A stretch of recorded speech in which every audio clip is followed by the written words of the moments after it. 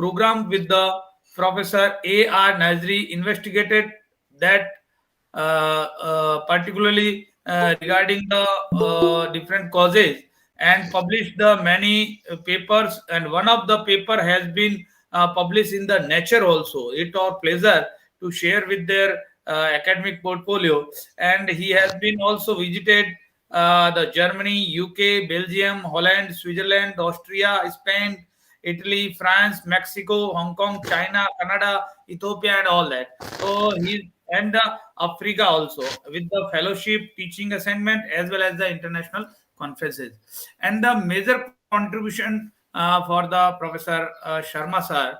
And I'm also my pleasure. I have been take part in the many conferences where he has been delivered and their outstanding work in the many conferences. And the first report as a co-author that vitamin A includes the limb generation in the adult frog, and return introduce the development pulsary and the vitamin A for the particularly with the influence the wood epithelium during the regeneration. And these are the first report has been published by the with the co-author with their guide also. And nowadays he has been also received the major DST project from the UGC, CSIR, ICMR, as well as the recently DST also has been given to. Nowadays he has been also working for the herpeto microbiology, and the outstanding work on the herpetofauna, academic and administrative leadership also. So these are the some of the work, and he has been also served as the many academic and administrative positions, such as the founder head of our department of zoology from the MDS University, dean student welfare, deans faculty of science, director school of science, director computer science, dean PG studies, director college and development councils, director academic staff college, secretary sports boards, in charge central library, member bodies of the management and academic councils, vice chancellor committee, and the director IQAC, nodal officer for the IPR DST, convener of the board What? of Oh, yeah, it's studies. okay. These are the sir. So It's these okay. are the several, and it's our pleasure. Professor KK Sharma is delivering, going to be talk with us, and we are discuss about the bioacoustics based identification and the monitoring wildlife in dense canopy, and we will be enlightening by their speech also. Welcome to Professor KK Sharma sir. Thank you very much. Sir. So, thanks a lot, Dr. Gehlot, for elaborated introduction. And I'm thankful to Professor Iskand. It's correct pronunciation for Professor Iskand. Iskand is a very eminent mythological word. Iskand Narayan Mishraji, my friend sitting here, Satyanarayan, who introduced here. I shall be talking, and the other all dignitaries who are sitting here. I shall be talking about the bioacoustic tools and other things. See, there are so many things one takes in the career.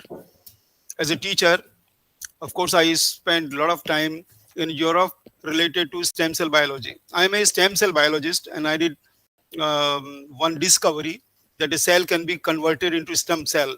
But in 2007, I was given a task by Ministry of Science and Technology, Government of India, that you should document herpetofauna of Central Aravallis and Thar Desert. And that was very interesting because I'm molecular biologist, so I did a lot of molecular phylogeny. Nearly 157 genes are there in US Gene Bank to make the relationship that what are the species present in Rajasthan, from where they originated, how migrated, and all those things. In this connection, I came across a new technology. And this is bioacoustic technology. On this, I'm working for the last 30 years. And I coined a terminology that I published in 2005, sonotaxonomy. Sonotaxonomy word never existed before 2005. I coined this word. It was accepted by the Bioacoustic Society of the Brazil. They invited me in 2017 in Potchefstroom University, South Africa, because it was really a challenging thing that an Indian has contributed a new terminology that is working in biodiversity identification, monitoring, management, and of course it's useful for forest also. So with this, I linked myself, had a knowledge of the informatics, knowledge of mathematics, physics, and all those things. So there were so many things which were required in this science when we are going for the monitoring, when we are going for the identification. And now many new species are coming out with these tools. So friends, I shall be discussing these things in as short as possible, because 40 minutes time is too less to tell too many things. So those things which I don't want to give in detail because of the short of time, I'll skip. So please allow me to go for presentation. So I am presenting,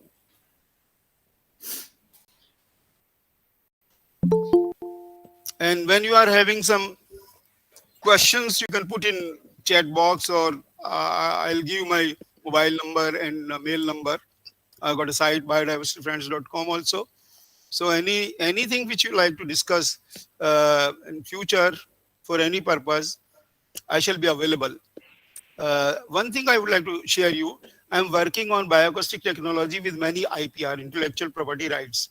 So there are certain things which the details I cannot disclose because of the IPR situation with Government of India and many international national agencies. So I'll be talking that those things which are touching with the wildlife management and forest. Why forest? My grandfather, he was forest officer in British India, and Kevaladev National Park and Sariska. These were joint forests, and he was head of that forest long back.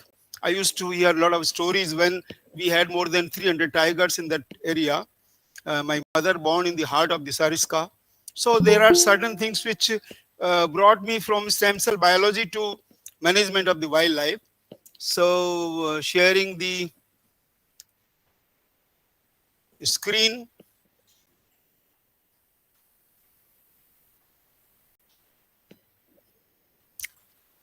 When I am putting myself on very high BPS, actually while delivering webinar, one should be very careful for one thing, time management as well as Mbps management. So I am on a very high Mbps. I am sure that you will be hearing voice, you'll be hearing videos and all those things. So is it visible? Somebody has to say yes, it is visible, because now I am on entire screen. Is it visible? The screen is visible? Professor, it is visible. Please go ahead. Thank you. Thank you. So modern bioacoustic technologies in wildlife identification, monitoring, and management. How we can use bioacoustics. Acoustics we all know, because all those who are sitting here, they are having knowledge of physics also. So acoustics is the science of sound is acoustics, and bioacoustics means those organisms, animals, and now we are entering in plant system also in bioacoustics. So those organisms which are creating sound or making sound for whatever purposes, communication or whatever. So this is the tool which I am using. So you can see here, it's a forest. And in this forest, you will see, you will hear many sounds. But you can't see the sound is coming from which animal here. So when you enter in a forest, and there are so many, this is I gathered from Kruger National Park. Same is true here. This is from our country. Actually, I have visited nearly all subcontinents, recorded sound, and did whatever best I could do with the sound. See, in this vicinity also you will find snakes are there, frogs are there. This is the sound of the snake. And this is Russell's viper.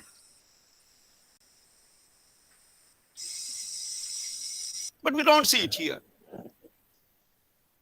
Similarly, recently I visited Katra. Katra, you know, Vaishno Devi. And I am interested for certain species which are distributed throughout the country, and there are certain species and genera which are there internationally distributed. So when I went to this area, I put my sensors. Sensors told that these are red-winged bulbul in this tree. These were not visible, but when I analyzed, these were red-winged bulbul.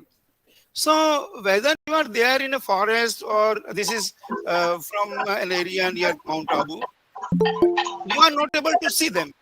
So friends, if we use old and obsolete technologies of 19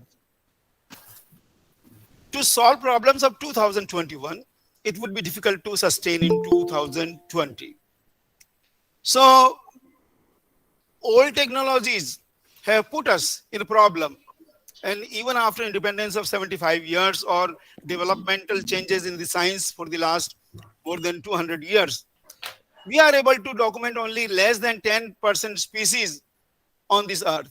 The reason is whatever is visible, we say that this is the species. There are many species which they don't document in visual encounter. Same thing is there. The area is full of wildlife. Many times what happens, the poachers, they know about that which species is there, where is there. They have got, I discussed when we lost nearly all tigers in Sariska. I made a lot of efforts because I was there in a place where a lot of tigers were there and we lost everything. Poachers are more skilled. They can identify whether it is in Africa or it is in Asia or it is in India. I don't know why we fail to those things which they have already developed. So this is a very sad cartoon. Wildlife in danger, the most threatened species. There one more creature we can remove from the endangered species list. It has become extinct. It's really very sad. And I don't know, means as a biologist, I thought that it is my prime duty first to see what is the biodiversity. It's the wealth of our country. When I was doing my postdoc research in Europe, they said that why Indians are more focused on molecular biology, stem cell biology, and other thing. You have got a treasure of biodiversity, wildlife there, and you are not able to identify, localize the species there. If we have chance, see Europeans, they speak, if we have chance to study, we would do a lot. And such documentation we have seen. Many naturalists when came during the British period, they studied a lot there. See, this is Sariska. The Google sky view of Sariska, where such sounds were very common. You can't see them. And when we are not able to see, it means it doesn't mean that they are not there. What happened to one of the nature's brilliant shining jewels of the Sariska Tiger Reserve? No answer was there. We lost most of these species. Tigress is there, going for hunting, babies are there. Over 100 years, there were an estimated 100,000 tigers across Asia. Today, there are only less than 5,000. Tiger Conservation Authorities estimated only 1706. So this is the situation, and simply we are producing data. We are developing many parks, sanctuaries, reserves, etc. What is the use when we are not able to protect them with the modern tools? Within the past 70 years, 3 subspecies of tiger, the Bali, Javan, Caspian, we have lost. See, species loss may be on paper by some authorities. It is only a particular species has gone, but it's a big loss because development of a species takes millions of years. It is not 1 year or 2 years, 3 years. When we lose the Madarensis lizard, when we lost Cryodactylus madarensis was the main native of Ajmer. It was mentioned we lost one lizard, but it's a big loss because we lost a genome, we lost a conserved sequences. So in these big areas of the Sariska forest, the technology, because when I discuss with the local people that how our big forest, I had many friends there. A lot of my students are IFS. Many class fellows, they became IFS. I used to ask that why we are not getting them, and the poachers, they are coming there. You know, there are small dens there in Sariska. The tigress is going for hunting to feed the babies. putting them in den. Poachers are watching. They are packing the mouth of the den. When tigress is returning, crying a lot, the sound can go a long distance, more than 2, 3, 5 kilometers. And when it is trying to feed the babies, it is badly injured with its head and its nail, and then a shot. And this happens, we are all familiar. This is not something new I'm telling you, but we are all familiar. It's really very sad. This baby is watching. Where is my mother? I'm waiting for the food. Sansarchan, this is news in August 2010. The person he was found guilty of this thing was arrested. Everything happened, sentenced to. But where is the genome gone? Replacing tigers from Ranthambore or from other place, T1, T2, T3, etc. All these things are happening. But can anybody return the same genome? No, nobody can return this. Why we fail to protect this precious gift of nature? Because we are using the old technologies. See, pugmarks can work when in a muddy area. But it's a rocky soil. I have been to Sariska more than 100 times because I am from that particular area. Difficult to monitor with this. Same is sometimes it's very difficult with the radio caller. The point counter method is well, no tiger would come say, hello, please mark my attendance, I have come here. Forest Department is doing that. Now I come to the specific question which Mr. Krishnan Sharma has been raising in the last two sessions now, and his concern is very genuine. That why not we talk about species, for example, the herpetofauna or so many other species. You know, Project Tiger, since the time it has been launched, it has been focusing not only on the tiger but in the revival of various species of both flora as well as fauna. Now the issue here is that we have organizations, we have the BSI, we have the ZSI, but apart from that, I think what is most important, and we've done this in Maharashtra, so I can very well tell you that if we have tie-ups with the local universities, this is the one of the most important things, and we have to find out ways in which how we can encourage more and more students to get into this, because taxonomy is also a very endangered kind of science, unfortunately, and that is where we have to focus on, and we have to somehow get these young boys and girls involved in getting interested in taxonomy, and only then we can probably resolve the concern, which is a very right concern which has been raised by Krishnan Sharma, and I'm very grateful to him for that.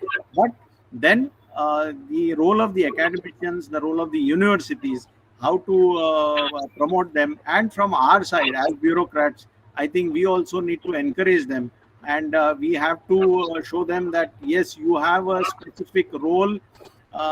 They have a very important and a specific role. Only then we'll be able to talk about smaller fauna and smaller fauna, and I think that will only solve these questions. So tie up with the local universities is something that all of us have to ensure. And the other question which was raised was by the co-chairperson, was about the COVID pandemic. Fortunately, in the wild, we've had very few, virtually non-existent presence of the COVID, but we have to be on the alert. It is more of a effect which has happened in the zoos, but that also to a very limited extent. We have to be very, we have to possibly thank the virus for that it has not affected. But in the wild, it is difficult for it to proliferate. Unfortunately, it has not. Regarding the involvement of local people and prioritization of employment to the locals, which Mr. Borkar has very rightly raised, this is again a very important issue, and I am happy that when you answered that yes, this is being taken care of, and in your protection camps, this is something which you can do, and you've already must have been doing employment of the local people in whatever activities that we can do. So, and another issue that came to my mind was the audit of the protection camps. We have been having these anti-poaching camps all over in many tiger reserves of the country. But each protection camp, if we have a set pattern, if we have a set data collection about the facilities which are there, about how much it is being used, how happy those people are, because they have to live under very tortuous circumstances. So we have to take care of that also. And if we have a regular audit, say a 6 monthly audit of each of your protection camps, that will go a long way in having them more effective. So with these words, I think I'll conclude this session. I thank Mr. Mishra for having given me this opportunity. I also thank my co-chairperson, and I thank Mr. Krishan Sharma again, and Mr. Botkar How much it is for being having used, raised very important how issues. Thank happy you very those much. people are, Thank because you. they have Thank to you live very much. under very Thank you, sir. tortuous circumstances. So we have Uh, to take care of that Thank also. you, And if we have a Dr. regular Nitin audit, say Thakur, a sir, 6 monthly audit of each of your protection camps, eminent speaker, Sri Pankaj Sharma, sir, and our co-chairperson, Mr. Bhubesh, sir. बहुत ही अच्छी जानकारी यहाँ पर Sharma sir ने दी है, खासकर असम के बारे में, क्योंकि जो मेन पार्ट मुख्य इधर पार्ट है उसके बीच का स्थिति है, वो दो तरफ के काफी कुछ और ओवरऑल वो जोन है उसको समझने, तो यहाँ पर असम के बारे में और वहाँ के इस महत्वपूर्ण टाइगर रिजर्व के बारे में बहुत ही अच्छी जानकारी हमारे ऑडियंस को दें, और डिस्कशन भी हुआ यहाँ पर, और काकोट हमने बहुत बढ़िया मामले बताया कि क्या इसमें जो सुझाव हैं उनको कैसे हम इम्प्लीमेंट करें, क्या और होनी चाहिए, तो ऑडियंस के लिए बहुत महत्वपूर्ण है। और आगे तो हम देंगे वो नीतियों में क्या बदलाव आ सकता है, क्या नई चीजें जुड़ सकती हैं, इन सबकी जानकारी जो मिली उसके लिए हम धन्यवाद देते हैं सर। आप सभी तीनों लोग, पुनः सर काकोट साहब और पंकज शर्मा साहब और भूपेश जी, धन्यवाद धन्यवाद।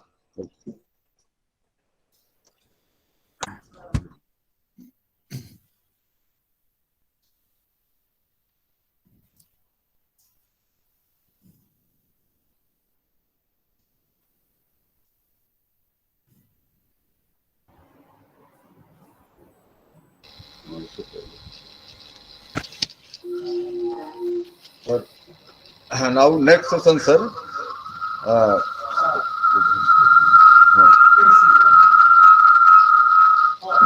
हाँ, नेक्स्ट सेशन के लिए जो है चेयरपर्सन प्रोफेसर के Sharma, x vice chancellor and founder head zoology department, MDS university Ajmer, Rajasthan.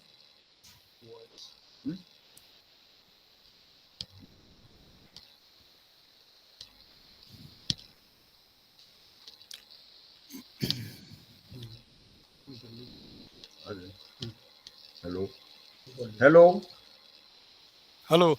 I think we are running very late, so please start the session.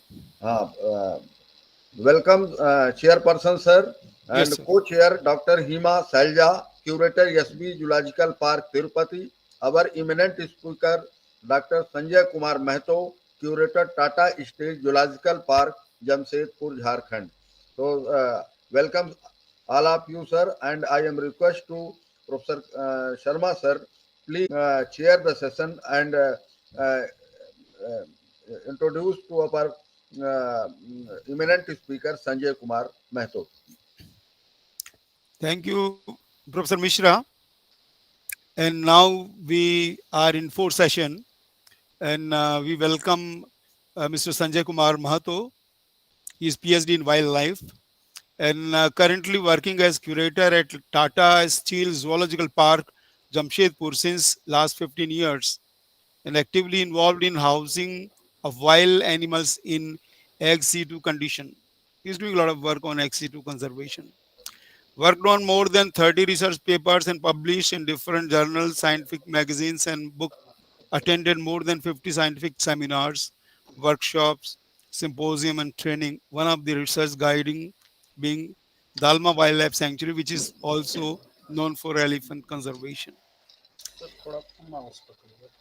Empaneled as a trainer in a forest training center for training of forest beat officer by the Department of Forest and Climate Change Government of Jharkhand. So he is also associated with climate change agencies.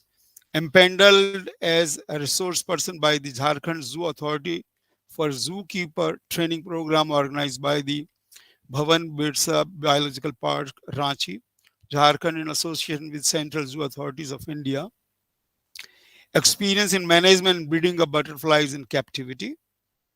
Invited to participate in 21st International Conference on Beer Research and Management by Department of Forest and Environment, Government of India, held at New Delhi from 26th to 30th November 2012.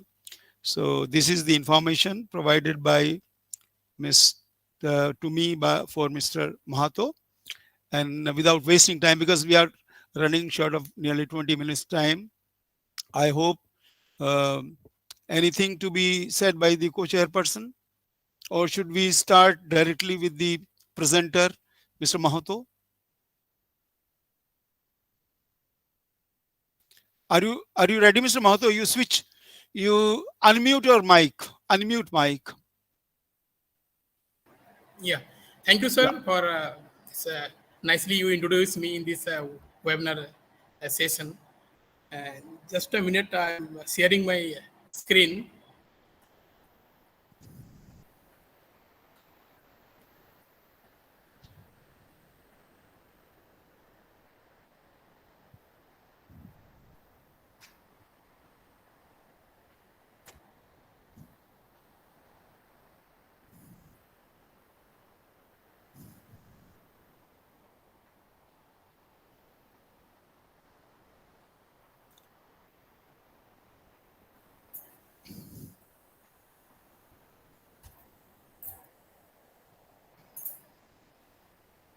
You know.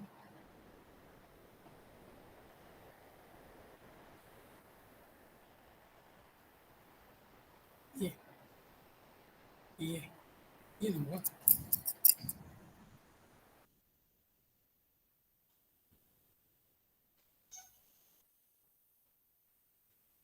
Share it again, entire screen, and then you minimize the PPT. Just a minute, sir. Just a minute.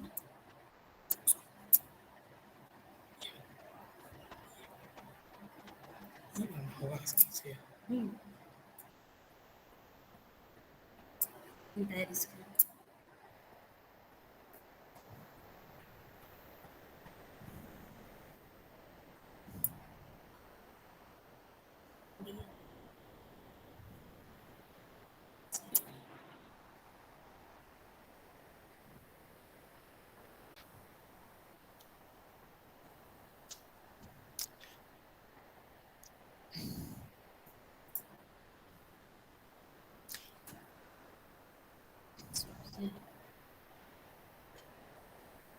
See, first you bring your PPT, minimize it, and then you go for sharing screen.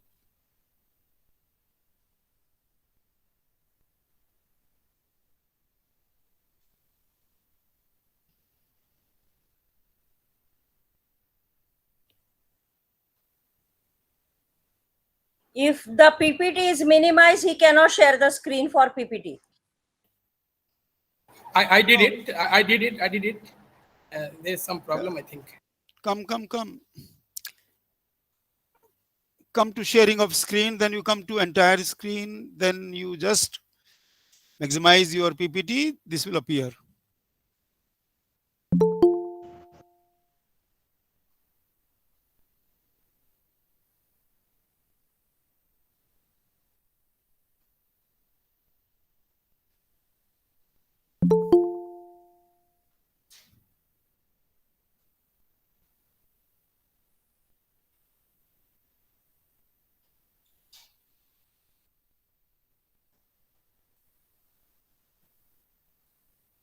Sir, this you are sharing the screen, not PPT.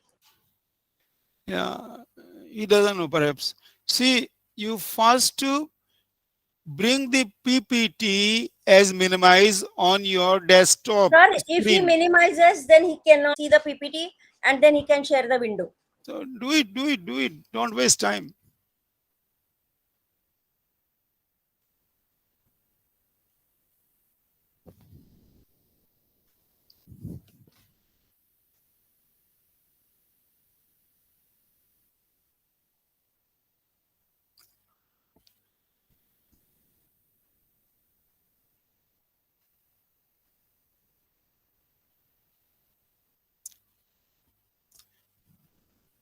Sanjay, are you hearing? Any difficulty? You just speak. What is Yes, the problem? yes, there is some difficulties, I think so.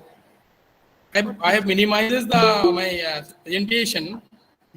Sir, do not minimize your PPT. Just go to the window on the Google Meet, just on the arrow which is on the what I should say. Exactly. You click on that arrow, share the PPT, not the screen.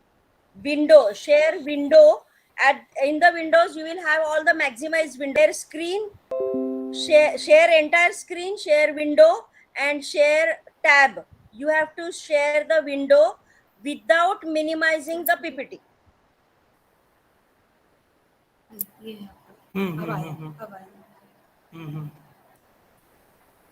Yeah. Yeah, yeah. Good. Sorry for this No problem. interruption. No. Yeah. No, it happens. Yeah. No Sir, problem. it is good now. Sorry, extremely sorry for this late. Yeah. Thank you, sir. Yeah. Chairman, co-chairman of the session, all organizers and present of the session. It's a very good afternoon to all of you. I wanted to share my small experience on scientific management of wild animals in an ex situ setup with a special reference to Tata Steel Zoological Park, Jamshedpur.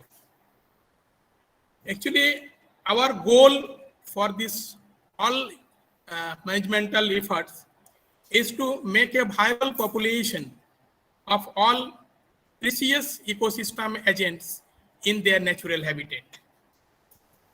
In their natural habitat, that is in situ condition. The prime purpose of the ex situ setup of wildlife is wildlife conservation awareness, and second, the plant breeding. Again, the plant breeding for reintroduction into the wild, that is in situ condition, and sustainable population for both in situ and ex situ condition. Now, from my point of view, the other mode of conservation should be traditional mode of conservation.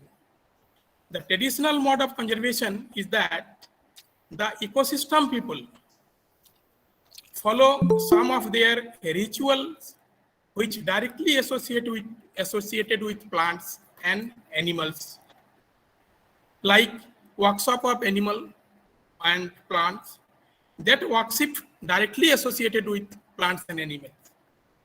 The second one, the requirement of the species for their beliefs, etc. How the ex situ setup contribute to conservation. In present context, zoos are meant to entertainment and educate the public, but have a strong emphasis on scientific research and species conservation as increased public awareness of wildlife conservation issues, including development, implementation of education strategies at zoos and in the field. Organize scientifically controlled, managed breeding for selected wildlife as a hedge against extinction. Cooperate with other institutions and agencies to ensure integrated conservation strategies. Reintroduce captive bred wild animals into a suitable and secure habitat. Train wildlife and zoo professionals. Now I'm coming to the point directly, the field, the Tata Steel Zoological Park. This is a small introduction of the zoo. That zoo is situated at the heart of the city Jamshedpur in Jharkhand. The zoo is recognized as a medium categories zoo by the Central Zoo Authority, New Delhi. The zoo was inaugurated for the public on 3rd March 1994, and the foundation stone of the zoo was laid on 16 Jan 1990. Total area of the zoo is 25 hectares, and we housing 46 specimens of 51 species. That is 92 mammals of 19 species, 140 birds specimen from 28 species, and 34 reptile belong to 4 species. The temperature varies from in this area is 8 to 46 degree 6 degree temperature. Season is summer, mainly summer, rainy, and winter. We always try to be the best. For this managemental purpose, we divided into 4 different sections. Of course, a head, that is general administration, and the other 4 are housing, welfare of wild animals in captivity, their healthcare, general estate management, and of course the main goal of the zoo is that education and research and publication. For the scientific management of the captive animals, the prime metrics, these are feeding and nutrition, housing, healthcare, training, recording of day-to-day biological data, maintenance of biological data, research and education, and of course the publications. Sir, excuse me, your slides are not going ahead. Please click on the side so that it can be changed. My slides are not moving? No.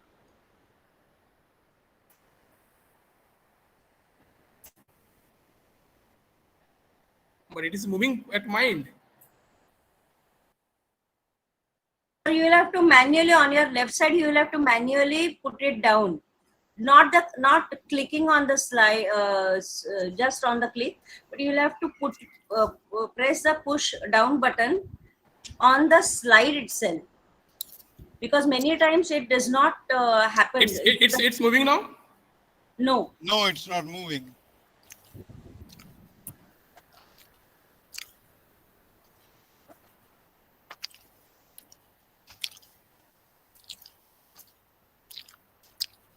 Or you can try with presentation mode.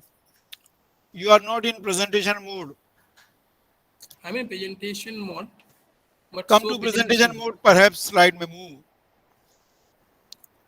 Now it's moving? No. but best thing is, on your left side, you will have to click on the particular slide so that it goes ahead. Slideshow, sometimes the Chrome, if the version is old, the Chrome does not allow the slide have the presentation mode. So if it is that way, then he will face problem. So better he clicks on that particular slide. Touch the slide. You can touch the slide with cursor. Then you can go ahead, I think. It's moving Whichever now. slide you want. Yes, sir. You have to It's You moving touch, now? you touch the next slide. Okay, Yes. okay. Yeah. Now Touch it the is slide moving. which you will talk. I think now Okay. it is working. Okay. Yes, sir. I think that is better. I think it's bogged down with too many instructions.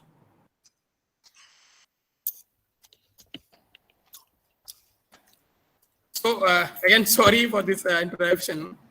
That I was talking for the seasonal season of this area, that is summer, mainly summer, rainy, and winter. And we also finished that we divided into 4 different sections of our zoo, that is housing, welfare of animals, wild animals, their healthcare, general estate management, and education, research, and publication.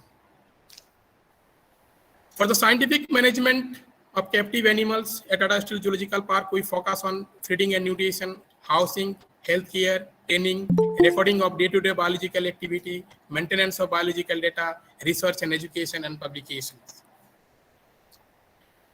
Now coming to the point, feeding and nutrition. We have a standard feed schedule for all animals for different species specific animals. And the processing of food starts from our food store, that after receiving the food, we weighing all the food items, we wash, we store, and then distribute in the different animal enclosure.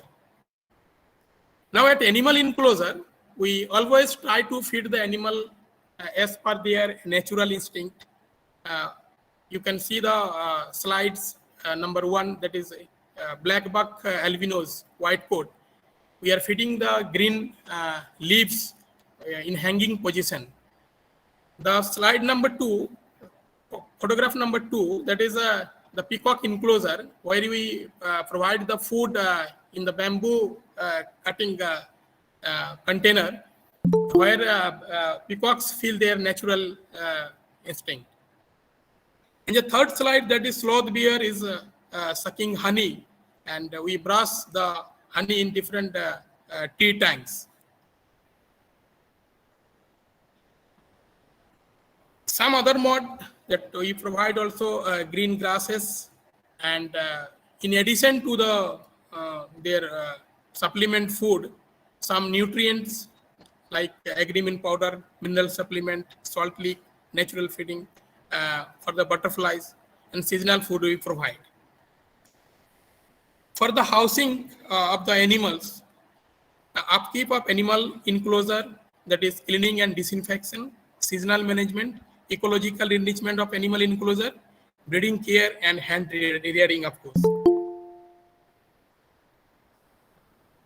These are the few photographs where I wanted to show that how we clean the enclosures in every day prior to provide food, prior to release, post to the release of the animal in the enclosure. We also disinfect the enclosures, that for the sand floor enclosures, we spread lime bleach, and except aviaries, we spread lime bleach and turn the soil. You can see the lion with turmeric powder sand bed. And the third slide, that is blow lamp. We weekly we have a schedule for the blow lamp lighting in the feeding cells and night shelters, so that any germs, any insect, any insects can we can kill.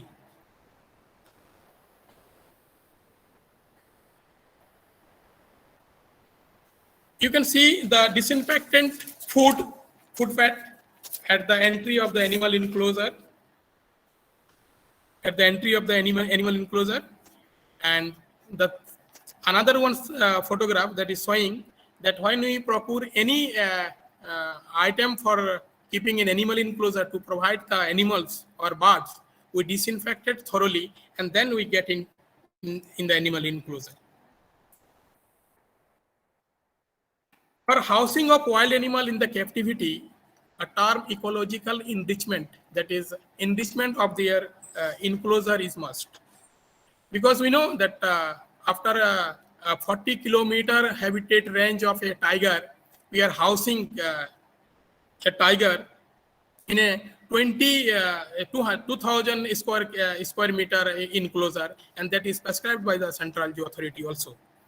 So this type of small habitat we create micro habitat as per their natural instinct.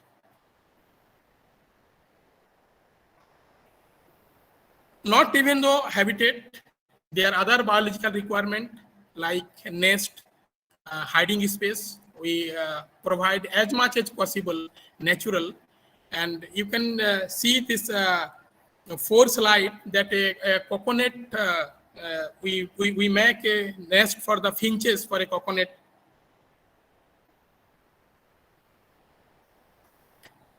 As I mentioned in my previous slide, the temperature of this area is very fluctuate. that is from 6 degree to 46 degree temperature. So seasonal management is required for this Tata Steel Zoological Park. And during the summer, we put some bamboo mats, agronets, and paddy straw in the animal enclosure in their feeding cells. Sometimes in display area, as you can see in the first photograph with tiger.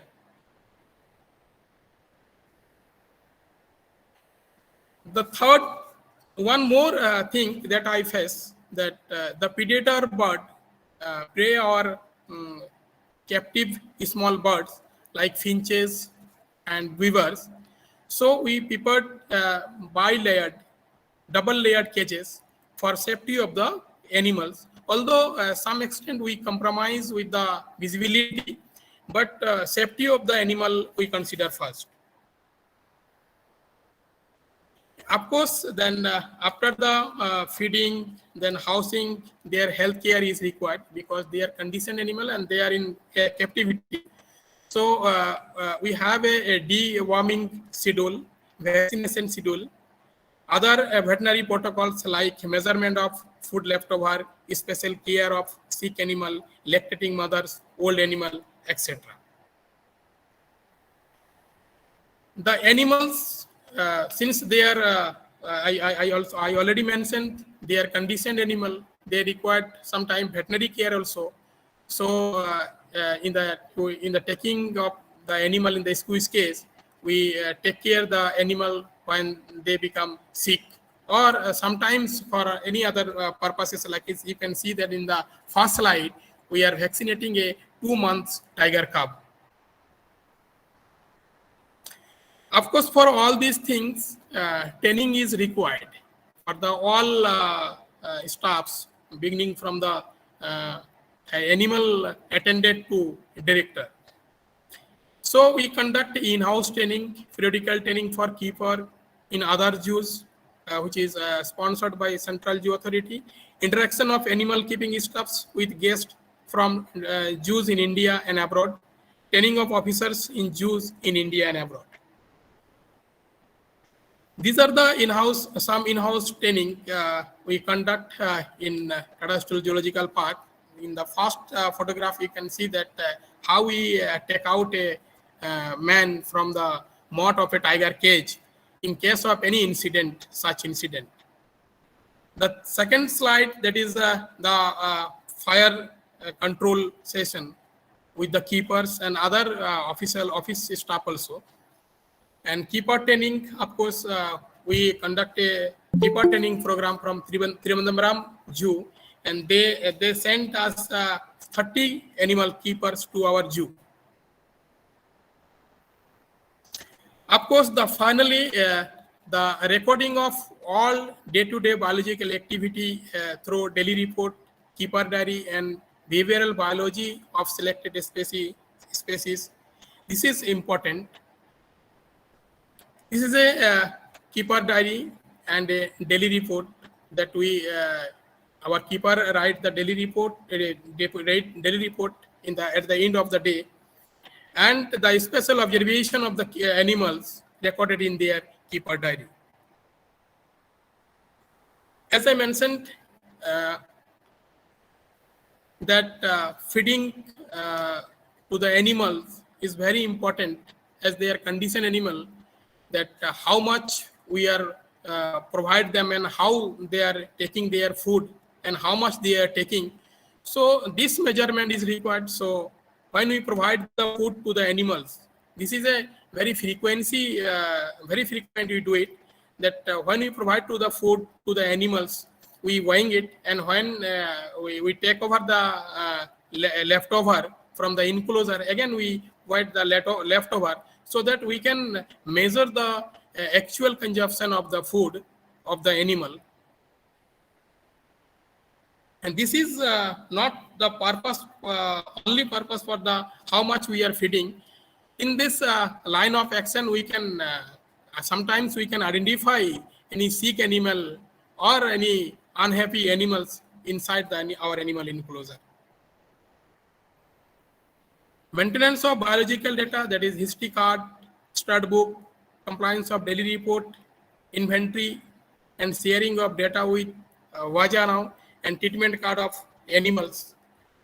These are the mandatory as per the CJD guideline, and we follow very meticulously. Now, after all these actions, handling of animal, how we are handling of animal, how we are getting success, how we are getting unsuccess, the publication is required so that other can follow, and that that can be a good result for the national goal, for the uh, goal of Jews, National Jew Policy 1998. So there are many research publication we published in different journal and magazines. A special initiative we started in 2008, that is a butterfly park, that is captive butterfly park inside the zoological park. And in Jamshedpur, we have identified 41 species of butterflies in the zoo. And out of 41, 15 species of butterflies are breeding inside the our captive house, this captive setup. This is the display area for the visitor, where we allow the visitors to see the butterfly park, but to see the butterflies. And this one is the breeding house of the butterfly park, third and fourth slide. And first slide is the larva room, where we collect the larva from the breeding room and provide outsource leaves as they feed on leaves and flower of the species-specific plant. And then we release 90% butterflies in the display area, and then the rest for the further breeding. This you can see some eggs and larva butterfly we releasing in the display area. And this slide, you can see the pupas in the larva growing chamber. Some of our achievement, the mandrill, that is African animal, nilgai, langur, up to this is a scheduled animal, lion, tiger, leopard, spotted deer. This is tiger, leopard, and spotted deer. All maximum animals, maximum either in the mean that all scheduled animal are breeding in our zoo. The aim of this initiative is to meet the national policy 1998 objectives 2.1.2, that is conservation of wild flora and fauna. For all above my those slides I have shared with this session, for the animal that decrease the stress of the stress in the captivity, increase the lifespan of animals, and support in breeding. For the zoos and societies, visitor can see the natural habitat of the animals. The true education about the species may help in true research funding.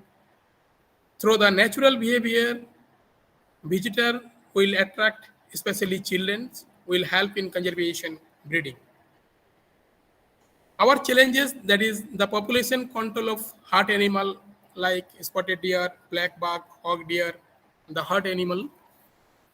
The population control is very difficult for us in the captivity.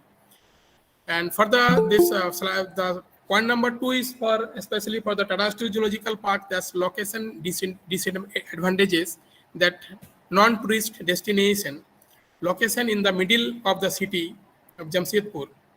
That is a provision for natural habitat for the captive animals, training and development.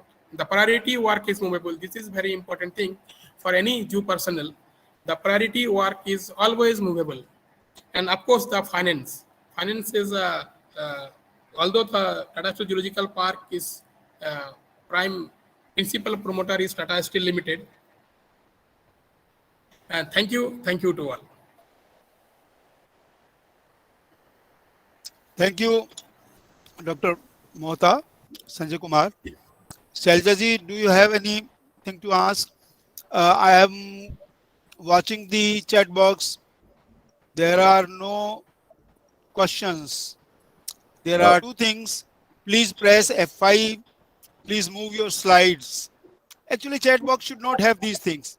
We should learn the culture of webinars, that presentation type, presentation mode, questions, the objectives and all those things should be there. It should not be like we are just playing at 10th standard. Anyway, Manoj ji आपका कोई सवाल है, आप raise कर रहे हैं? जी sir, अगर आप अलाउ करें तो just one small question. Please. Mahato ji, I was watching all your slides and there is an overwhelming presence of people all the time around the animals there. So, I mean, I'm very curious to know what measures do you take to reduce captivity, stress in captivity for all your animals? I understand you follow all the Central Zoo Authority guidelines, but nonetheless, are there any specific measures that you put in place to minimize the stress of captivity? Thank you, sir. Sir, we all aware that any animals in the world, they require three main things. That is food, shelter, and security. Security is important, number one. Number two, I'm coming to the direct to your question that how we reducing the stress. I mentioned in one of my slide, that is the ecological enrichment or habitat enrichment of the enclosure. We do species specific enrichment activity for each species for to show their natural instinct as much as possible. Okay, thank you. Thank you. Any other question, please? Any short question, because we are running out of time. Any question? Dr. Shalja, do you have any bodies after the PM and of course that leftover? We incinerate all the things. Throw incinerator. In case if any animals dies. After the postmortem. In case if any animals die. After the postmortem, we incinerate all the carcasses. Sanjay ji, I want to tell you right now, I am in Anna Arinjana Zoological Park. I came to meet your friend. Sure. I'm here and just standing. I thought that is a good. So nice to see you. It's a good, all the best. It is a good presentation. Thank you so much. Thank you. Okay, sir. Okay. Any other question? No question? Madam Shalja is here or not? Mishra ji, Madam Shalja is a co-chairperson here. Is she here? हमने inform किया था. Hello sir, हमने inform किया था. वो लगता है busy हैं तो ज्वाइन नहीं कर पाए. इंफॉर्मेशन उनको थी. लो, मैं खुद ही सम अप कर देता हूँ क्योंकि टाइम शॉर्ट चल रहा है. तो when if you don't have any question, so Sanjay, nice work you are doing, and you get good opportunity to study behavior of animals in captivity also. This can provide a good insight, and of course you are following the all laws, rules of the Zoo Authorities of India. So it's nice. So Mishra ji, you have given a good chance to see that how our forests are working, how our officials are working. I have noted many things, and I'll continue to join other seminars also, because I am working in many policy planning bodies of Ministry of Environment and Forestry. Friends, I would like to submit one small thing. When I was there in Europe, see, in Europe, most of these animals are seen only in zoos. Frankfurt Zoo is very popular. I was there in Cologne, so Cologne Zoo I used to visit. Similarly, I used to visit many popular zoos in United States. There, the native species, their forests are not like our forests. You know, we are very, very fortunate. I feel proud that born in India, because we have a lot of forests. And when I talk about the small species, all people, they feel like I have affection only for the amphibians and reptiles. It's not true. I have affections for the ants also, termites also, mosquitoes also. They play important role in ecosystem. And forests are not only for exhibit, not only to attract tourists. This is a wealth. How many people they know that a cobra or a Russell viper carries venom that is more than 10 lakh rupees? Very few people know. How many people they know that there are many floral and faunal species in our forest which have got very high bioprospecting potential. Not only biotechnological potential, bioprospecting potential. It is this wealth is more than the black gold or the real gold or uranium.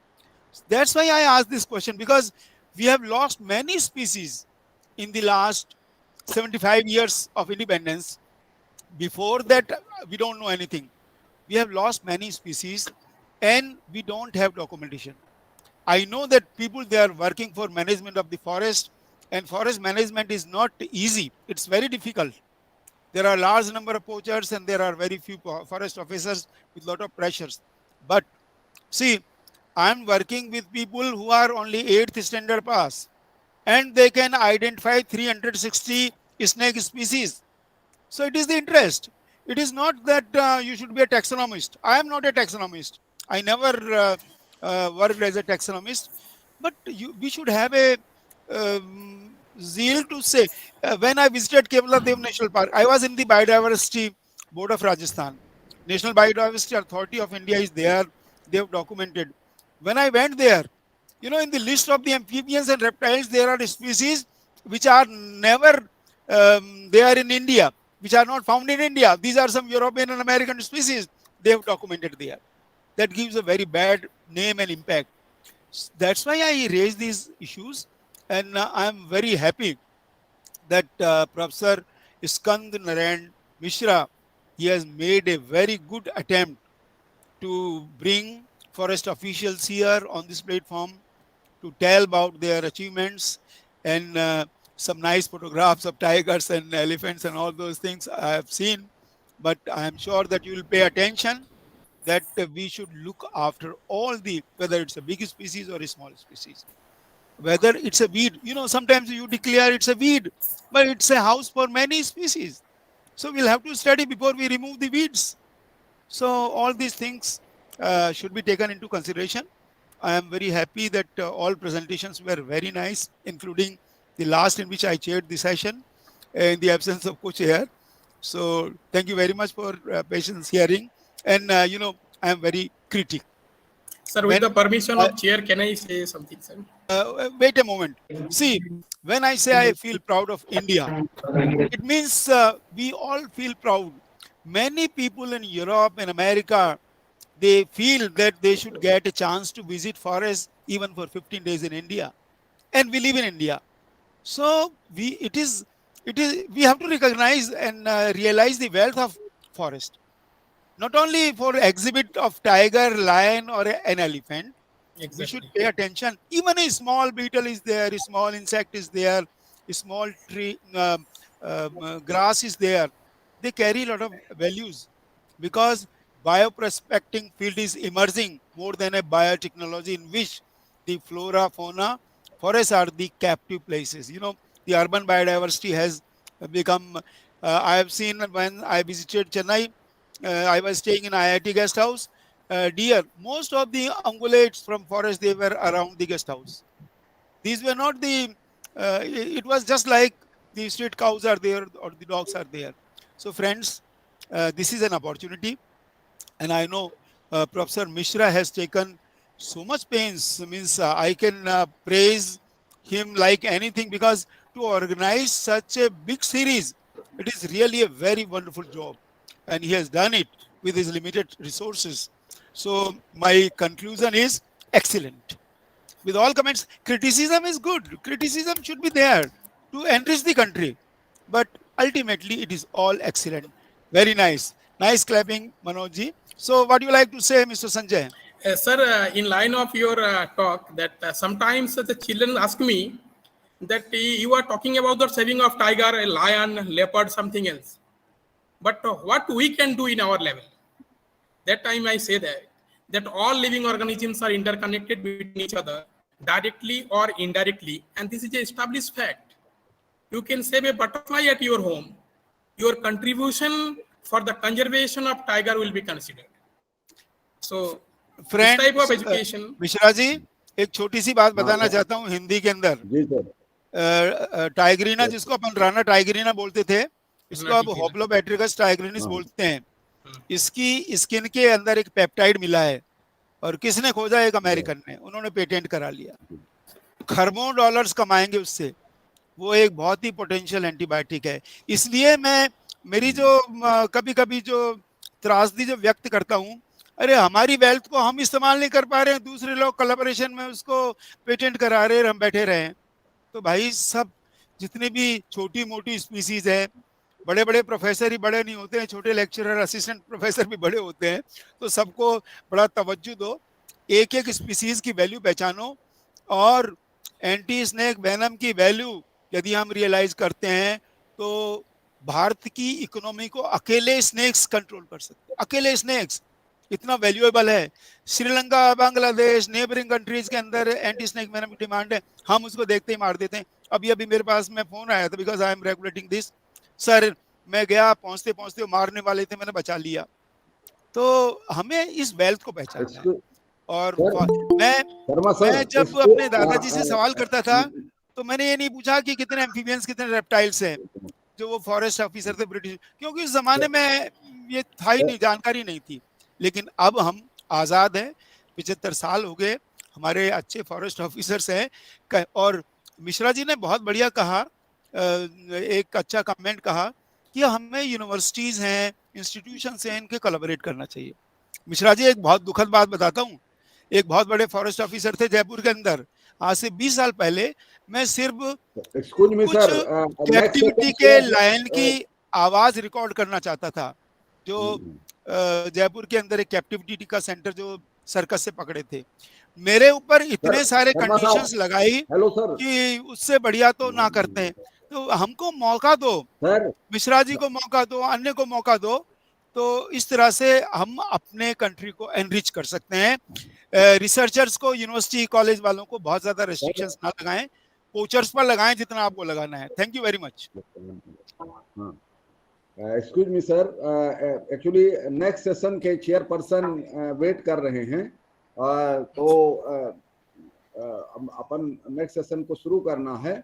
और धन्यवाद professor Sharma sir और SK Mahato sir, thank you very much for giving the valuable time and nice lecture on your view. Thank you, and now proceed upon next session. Chairperson Dr. Pradeep Sarmo Kadam, Member Secretary, State Biodiversity Board, Goa. Welcome, sir. Co-chairperson Dr. E. Ilu Malai, Associate Professor in Zoology, Department of Government Arts College, Nanda Nam, Tamil Nadu. Eminent speaker Dr. Borkar, Associate Professor and Head Zoology Department, Carmel College for Women, Goa. Welcome all of you, sir. And I am request to Dr. Pradeep Sarmukadam, Member Secretary, State Biodiversity, Goa, please chair the session and introduce our eminent speaker, Dr. Manoj Borkar, sir. Namaskar, sir. It is indeed a privilege. Namaskar. Indeed a privilege to use one of the very great stalwart biodiversity from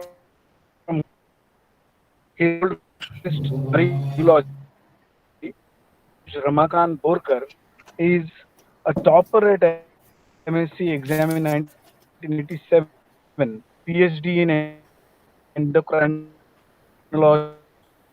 Institute of Science in Mumbai. Several awards in list of the year 2003. Say that he is also recipient of Biological Diversity State Award of this year, and fit more than 34 also at undergraduate level. He is member of several national, international, professional bodies, and he is a special writer. I would say that he is blessed with the bibliography and he is blessed with the words, and not only in the field of technical writing, but when it comes to also literature, It is extremely good. I would request if somebody has put on his mic other Excuse than me, the speaker, Dr. please put Sanjay off. and Dr. Please Pradeep put off sir. the mic. Please put off the mics. Sanjay Kumar Mahato ji थोड़ा mute करिए please. Mahato Thank ji you. and Pradeep ji, please put off the mics. Yes, I think I am the session chair, so I have to speak. I can't put off the mic. In 2019, he and his 4 undergraduate students represented India at National University of Singapore. He has more than 42 research papers in peer-reviewed journals. And when it comes to crocodiles, he has not only done the taxonomic work, which is scientific, but more than that, he has gone to ecotheological aspects of this. And when it comes to writing several management plan, whether it is a wildlife sanctuary or whether it is for any other issue related to biodiversity, like for example, a recent landslide committee, he's a member. So having diverse experience in his field as well as the associated and allied fields, it is a retreat when we actually listen to him. उनकी शब्द संपदा से और उनके ज्ञान से बहुत प्रभावित हम सब हैं, लेकिन हम चाहेंगे कि इस प्रतिभाशाली व्यक्ति को आप सब एंजॉय करें। और इनका व्याख्यान शुरू होने से पहले मैं चाहूँगा कि मैं कुछ 2 शब्द कहूँ, क्योंकि गोवा राज्य की जो जैव विविधता जिसको हम संभालने की, संवर्धन करने की कोशिश कर रहे हैं, ये कोई ऐसा काम नहीं जो कोई सरकार कर सके या कोई एक व्यक्ति या कोई एक संस्था कर सके। तो इसके लिए हमें सब लोगों को साथ लेके चलना पड़ता है, और उनको जब हम चाहते हैं कि उनके सहभाग से ये संवर्धन हो, तो इसलिए हम बहुत अलग अलग तरह के कार्य कर रहे हैं। लेकिन अगर गोवा के वेस्टर्न घाट की हम बात करें तो ये बाकी सबसे कैसे अलग है, तो इसका मैं एक बात उदाहरण देना चाहूँगा कि गोवा का वेस्टर्न घाट ये बाकी वेस्टर्न घाट की श्रृंखला के साथ ही आगे चलता है, लेकिन कुछ ऐसी जगह हैं यहाँ पे जहाँ समंदर और ये वेस्टर्न घाट बहुत ही नजदीक आते हैं। They come to the maximum proximity, यानी अगर समंदर, ये सागर और ये प्रकृति का मिलन अगर कहीं हुआ है तो गोवा के बहुत ऐसी जगह हैं जो डॉक्टर मनोज बोरकर सर ने देखे हैं, जैसे पाड़ोड़ेम में, तो मैं कहूँगा, या फिर उससे पहले श्रीस्थल में एक ऐसी पर्वत श्रृंखला है जो समंदर के साथ आके परपेंडिकुलर डायरेक्शन में आके वेस्टर्न घाट को मिलती है। और यहाँ की जो बायोडाइवर्सिटी और यहाँ के सेक्रेड ग्रू के बारे में मैं एक ही मिनट में कहूँगा कि ये ऐसी एक धरोहर है हमारे राज्य में कि ऐसे सैकड़ों देवराई जिसे कहते हैं जो जंगल में भी हैं, और इसे कोई एक्ट या रूल के अंतर्गत नहीं संभाला गया है। ये संवर्धन लोगों के महत्वपूर्ण सहभाग से है, और इसको धर्म या उनके रिचुअल्स के साथ जोड़ के, थियोलॉजी के साथ जोड़ के एथनो बॉटनिकल एग्जाम्पल है। So it is a great area that we live. Our state is not only enriched with (508) species of birds, including 2 species of reptiles, and 179 species of amphibians live in Western Ghat region, which is in proximity of our state. 350 globally endangered species live in this mountain range. About 13 national parks, 2 biosphere reserves in the Western Ghats, out of which 6 are in Goa. और उसमें से एक तो हमारी सब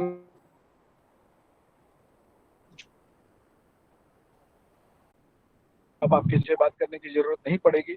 मैं उन्हें बहुत शुभकामनाएं देता हूं और आप सबको कहता हूं कि Thank you so much for your kind words, and I think you said the. Yes, sir. Am I audible? Yes, sir. Yes, sir. All right. Thank you so much. So I'm glad that Dr. Pradeep Sarmokadam, who's been one of the finest technocrats of state of Goa, himself a PhD in environmental. Right. So this is what I seek to start from. Right. I presume that everybody is able to see my screen, and the presentation has occupied a full screen space that is visible to you. At the outset, thank you so much, Professor Skand Mishraji, for this golden opportunity to be one amongst these eminent speakers. It's a pleasure to interact with the entire Forest Brigade and senior officers. It's, of course, a golden opportunity for me as an academic to also learn from stalwarts like Krishna Sharmaji, who's an extremely erudite and a scholar.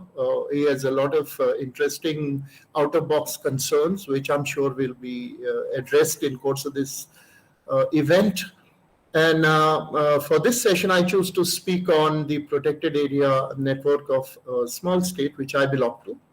It's called Goa, which I'm sure everybody, not only India, but beyond also is reasonably familiar with as a land of the sun, sand, and the sea, or maybe, if you like it this way, fun, frolic, fish, and fenny. If some of you are more kind of, comfortable with these attributes. But today, what I intend showing you is a Goa, which is a little different from the conventional impression of being a maritime state. And that's exactly why in my opening slide, I have two, kind of contrasting images. One of the coastline, which is dotted with the coconut palms. You can see the Arabian Sea on the left, and on the right, you get to see the most pristine and serene and tranquil stretch of the Western Ghats, which my chairperson, Dr. Pradeep Sarmokadam, just mentioned. And I'm glad that I'm going to touch upon the Western Ghats and its endowments before I actually start speaking. So I'm Manoj Borkar. I've been an academic for the last 34 years. Have been fortunate enough to travel through almost some 15, 16 countries to understand various aspects of environmental biology, ecology, and biodiversity. Well, I have been also on a number of committees that gives me a first-hand experience in allowing me to translate all my academic learnings in the field. So here I start. The first thing I thought I would quickly run through or sprint through the whole presentation is, as Dr. Pradeep Sarmokadam rightly puts it, any discussion on Goa's biodiversity or wildlife would be incomplete without talking about or getting familiar with the Western Ghats. So a little quick understanding of the geology and wildlife endowments of Western Ghats. We know that the Peninsula India has been a part of Gondwana. I need not say much about that. It broke along a certain line of weakness, and once the western segment kind of separated or drifted apart and started rising westwards into the sea, it gave rise to the present-day Western Ghats and, of course, the West Coast. So I'm not just talking about Goa per se, but the entire stretch of Western Ghats is a consequence of this kind of westward drifting of the western segment of the Gondwana stretch, which separated. So this faulting, as they call it in geology, is actually the genesis of the entire Western Ghats. And I have to stress on this that much before India became a part of the Asian mainland, which is approximated, or maybe a kind of a guesstimate, to have been about anywhere between 45 to 65 millions of years ago. I think the Western Ghats had already consolidated in that sense. It's still a tectonically extremely active region. You find a lot of tremors, a lot of seismic activity. You find the contours very interesting and diverse. You find in the Western Ghats, those of you who've been fortunate to visit the Western Ghats, you would find you're greeted by a lot of high altitude summits. You've got steep slopes, you've got deep gorges, you've got a lot of erosion, accretion dynamics. So Western Ghats, all in all, is a geologically active area. It's got all that it takes to support a very rich endowment of biodiversity, generally speaking. And of course, in the wilderness space, we have a very rich, mind-boggling, exemplary,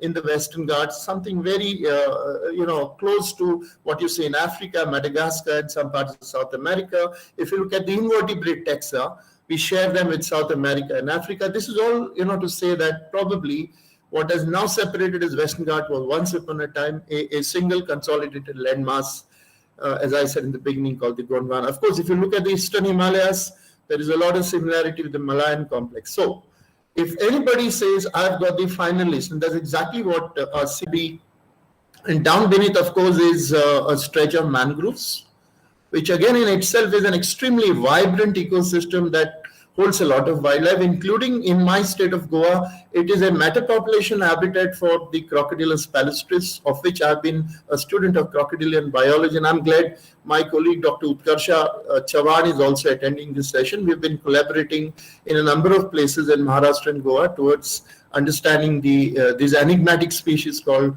the Crocodylus porosis. So let me take you further.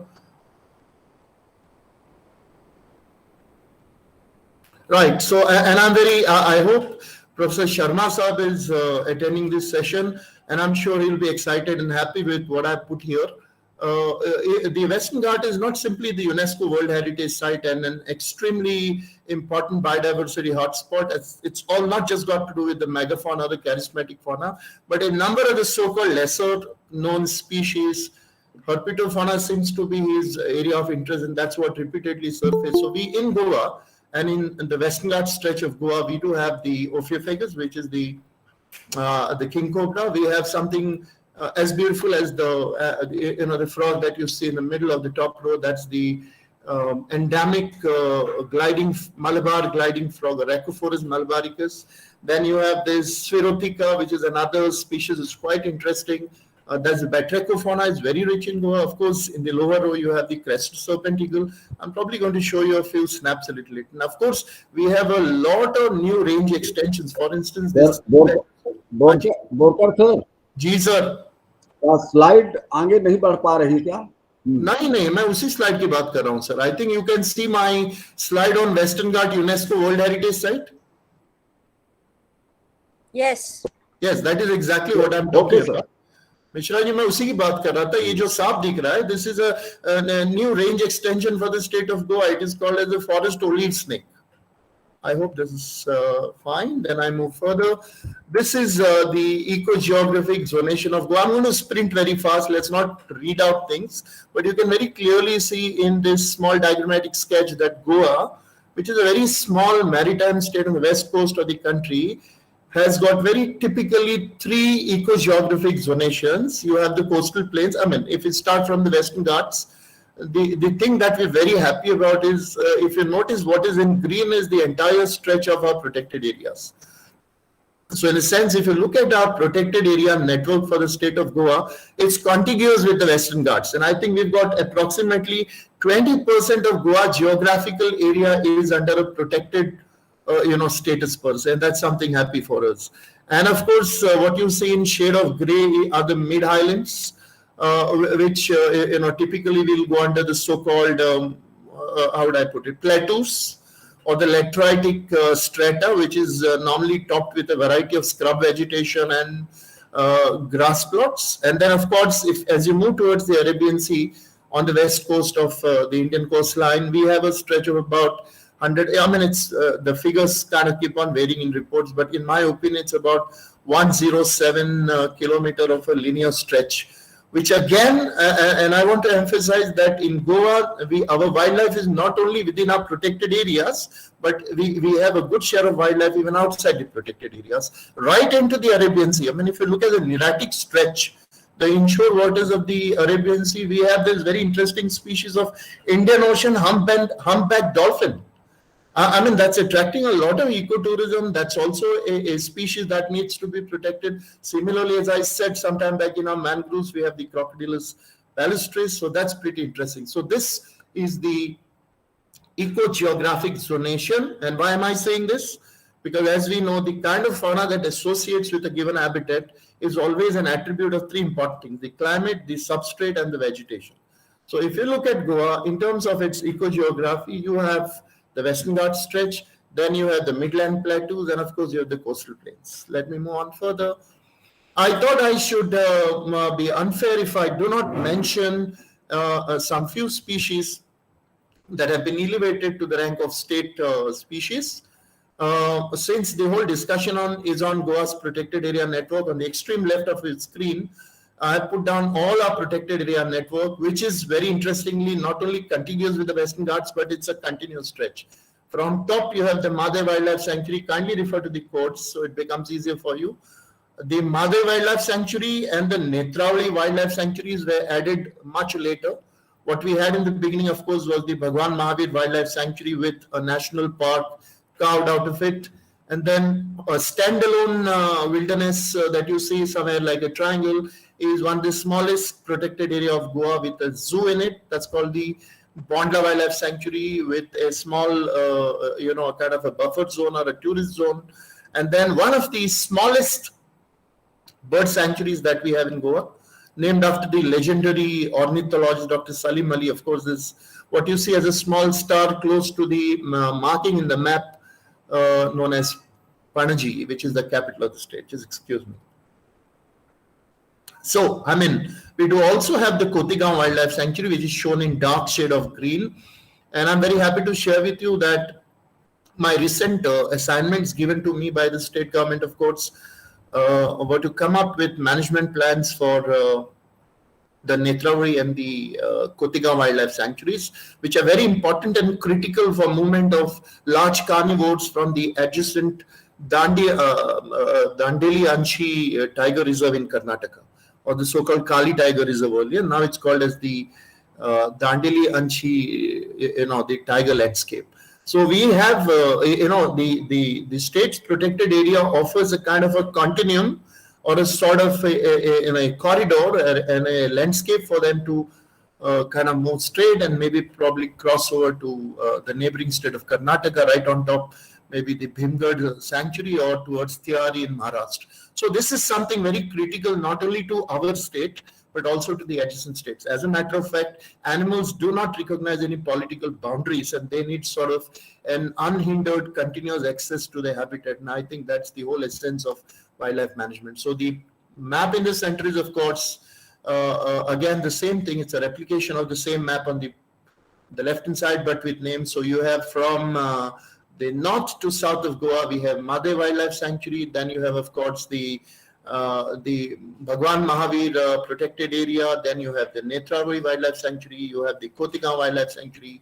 Somewhere, adjacent to Bhagwan Mahavir, you see a small triangular green patch, which is the Bondla Wildlife Sanctuary.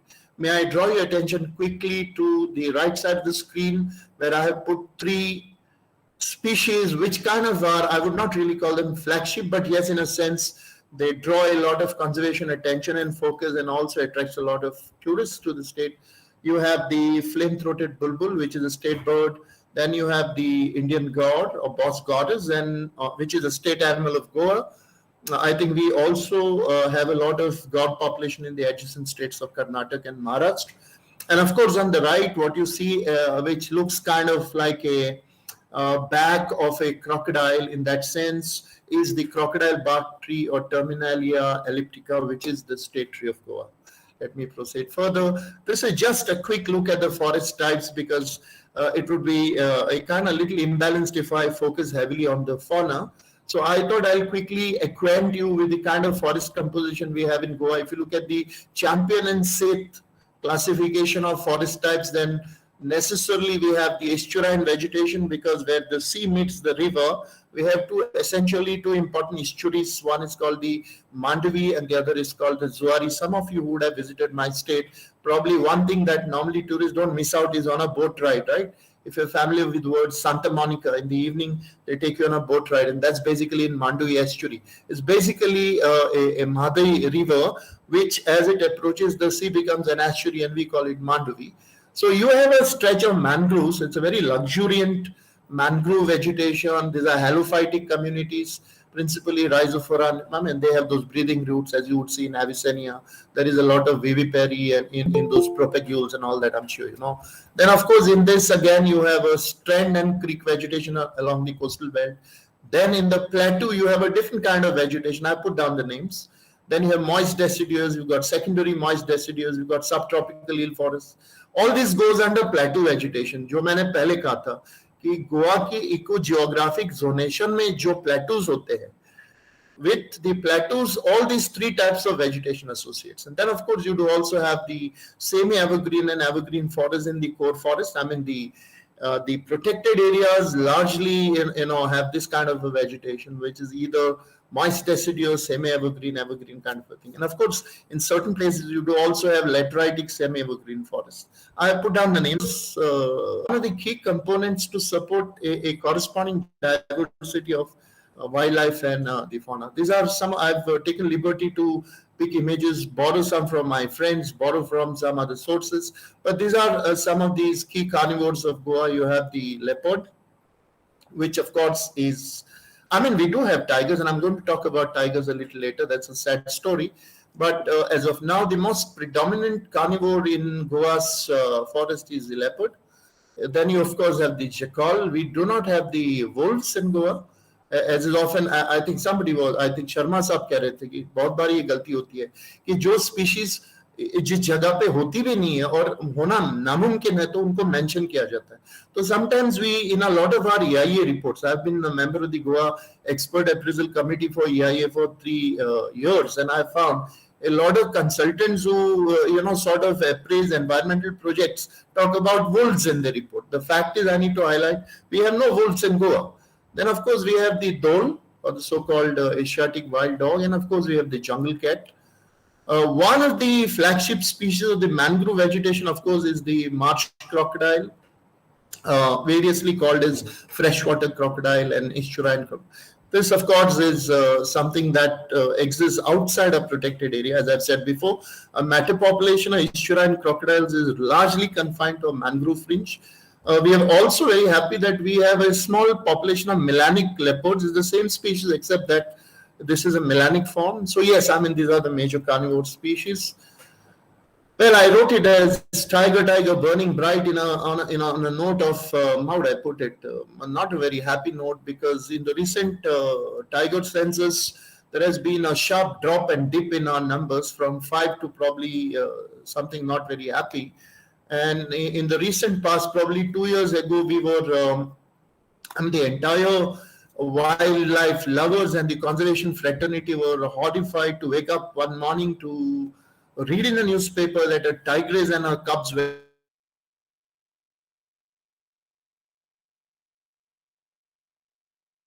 that sub judice, so it will not be fair for me to comment, but allegedly by the pastoral communities who had livestock that was attacked by the tigress, and because the only source of income was lost, they left the carcass and probably sprayed it with some sort of whatever tick infestant or something of that sort, and then the tigress returned and probably started dismembering this carcass, and eventually there was a transfer of this toxicant.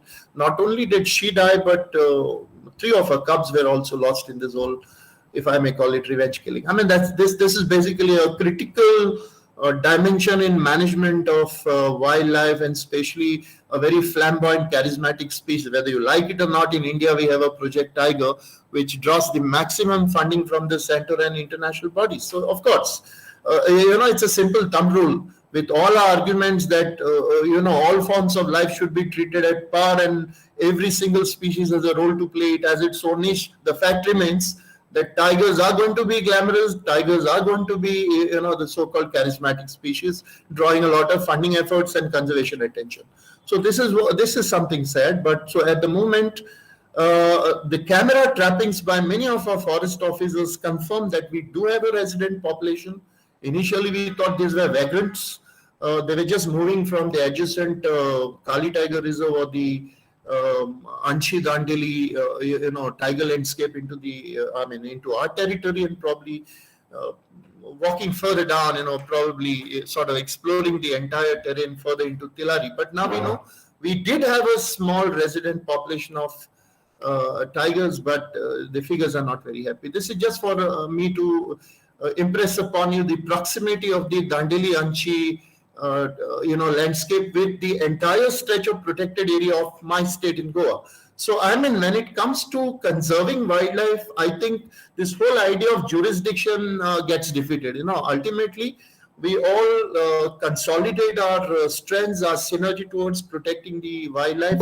It doesn't really matter in whose jurisdiction the animal occurs. So, well, this is what I thought I have to be making a mention. Pradeep ji made a mention of my immense interest in Crocodylus palestrids. Incidentally, probably some 30 years ago, This was the first funded research program that I got from the Worldwide Fund for Nature India on the crocodiles of Kumbarza Canal. It was a happy scenario then when there were a few, crocodiles and they were left undisturbed. Today the scene has changed.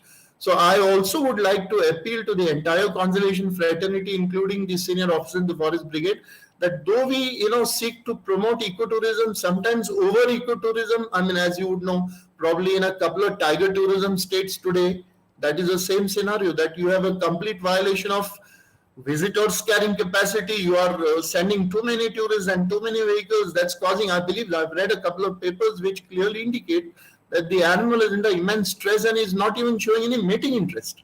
I mean, if you are to look at the glucocorticoids in the fecal matter or the scat, the glucocorticoids, as a student of endocrinology, we know are stress hormones. So a elevated level of glucocorticoids in the fecal matter clearly suggests that the animal is under tremendous stress. The same thing is happening here with the crocodiles today. It's not regulated at all. The forest has no check per se. It's not regimented.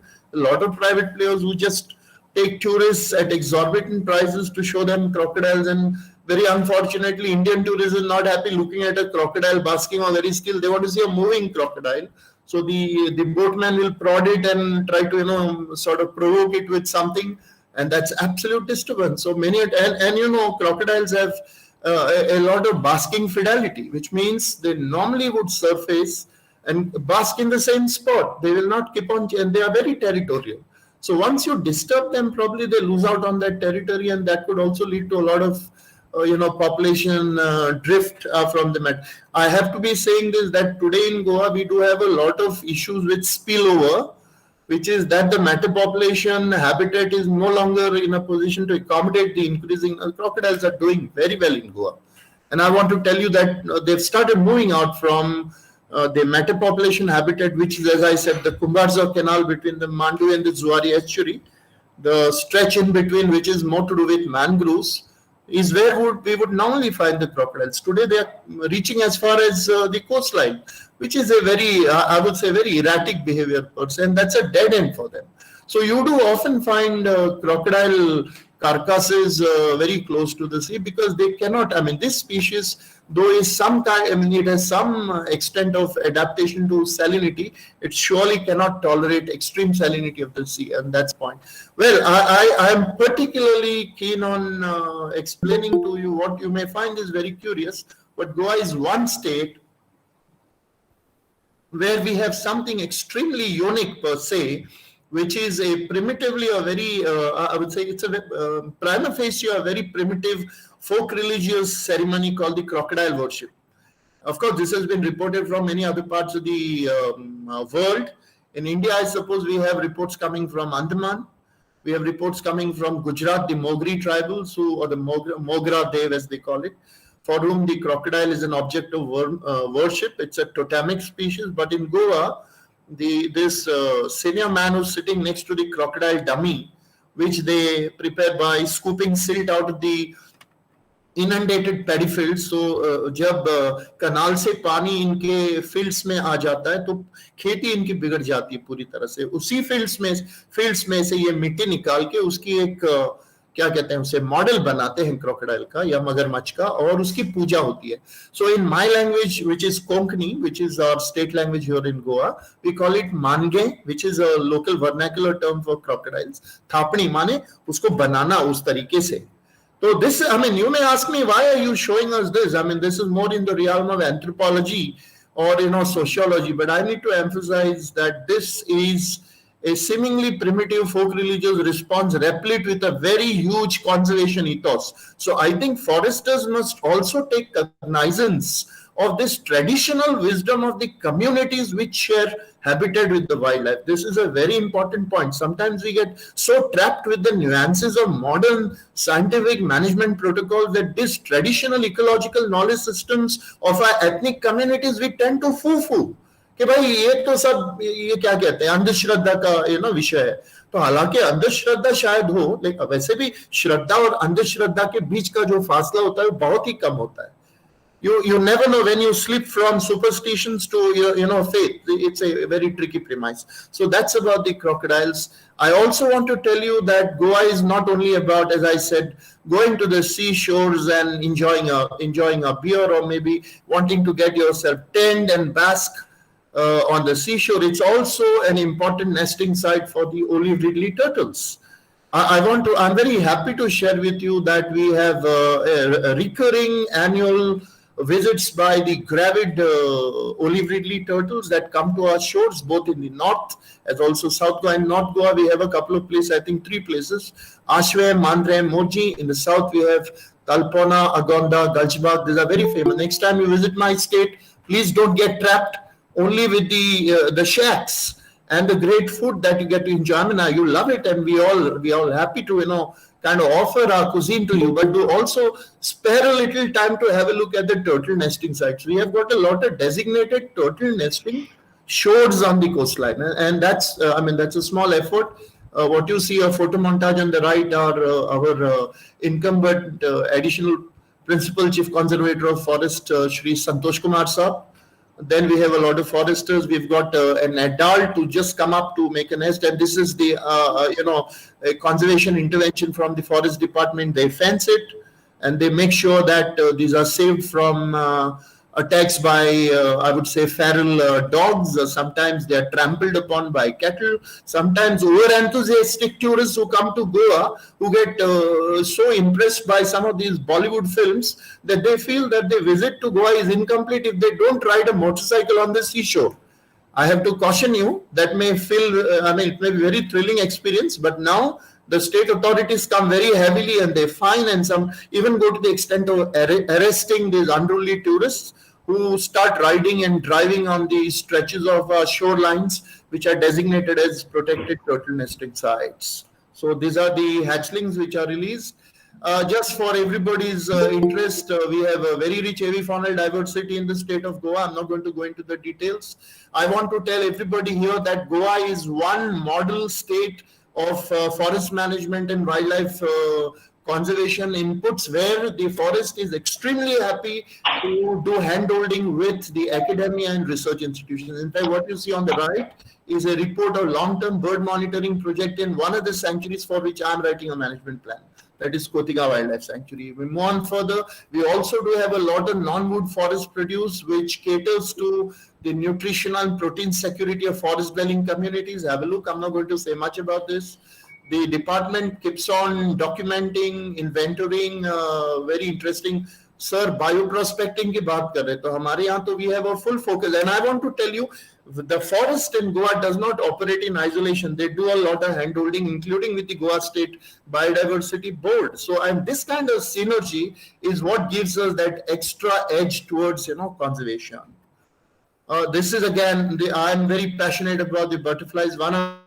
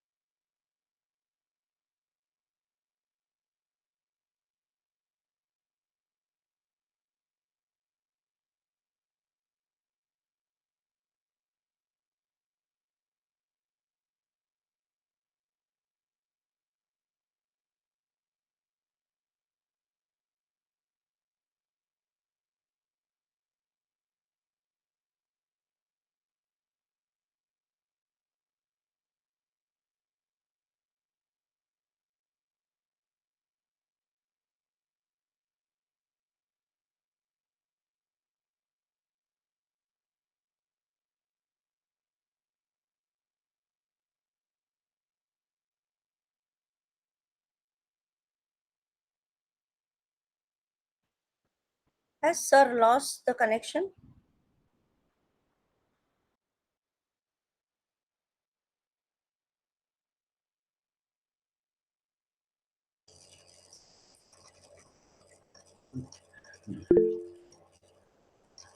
Hello, हाँ sir, Borkar साहब हो गया? Hello, I think sir has lost the connection, it seems. He is nowhere to be seen.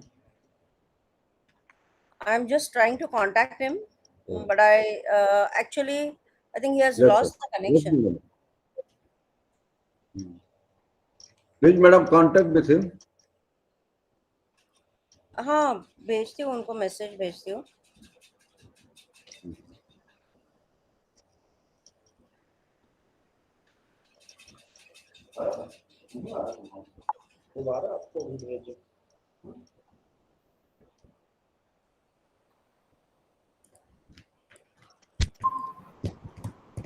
Hello, am I audible?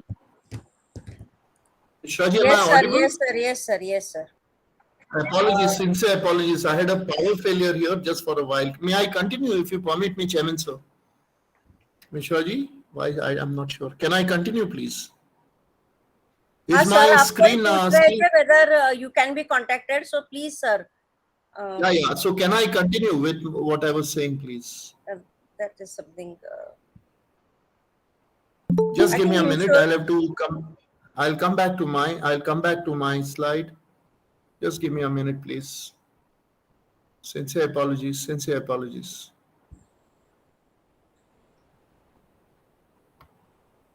Is my presentation seen? No. All right. Really sorry about this. Yeah, okay, I think now I should be able to know. Yeah, right. Now? Yeah. Right. So I'll just go through fast before it fails again. I mean, this is just to give you a little. I'm so sorry. Some images have got distorted. In some of our protected areas, we have capitalized on the rich butterfly diversity. We have a butterfly garden where we do a little bit of ranching by collecting eggs from the wild and allowing them to go through metamorphosis in captivity. We plant these food and the host plants to encourage the open butterfly gardens. Similarly, we are also looking at the prospects of starting night safaris, capitalizing on our crepuscular fauna. We've got a lot of interesting species which are more, out in the open in the by evening. So, I mean, just to share with you some of those plans. Now, this is, of course, the ecotourism in the protected areas of Goa state. Anyone who comes down to Goa wouldn't go back without visiting the Dudhsagar Falls. So, this is in the precincts of the Bhagwan Mahavir protected area complex. The tree house or the machan that you see is in Kotigaon. Then you find this very interesting path that allows the visitors to access a mangrove, forest in the Salim Ali bird sanctuary. Then again, waterfalls in a number of other places. And in the extreme right, you get to see, as I told you in the beginning, the Indian Ocean humpback dolphin safaris. Similarly, the crocodile safaris. Birding is catching up very well. We do also have a bit of heritage tourism options. The temple that you see is an ancient Mahadev temple in the precincts of Bhagwan Mahavir Wildlife Sanctuary. You do get a lot of people visiting that. And for those of them who would like to come and stay with families, most if not all of our protected areas does have an ecotourism facility where people can come and stay. I'm just going to go fast. The forest department in all the I'm sorry, I cannot be protected areas specific in my presentation because I'm talking about the whole state. But as you could see in this slide, we have a lot of inputs that go in terms of habitat management, which could be more towards growing the forest species by kind of having grass plots for herbivores, then probably coming up with the saucer pits for animals, particularly during the pinch season or the dry season. There's an acute scarcity of fodder and water that's being attended to. A lot of plantation under camper, a lot of eradication of invasive weeds under that.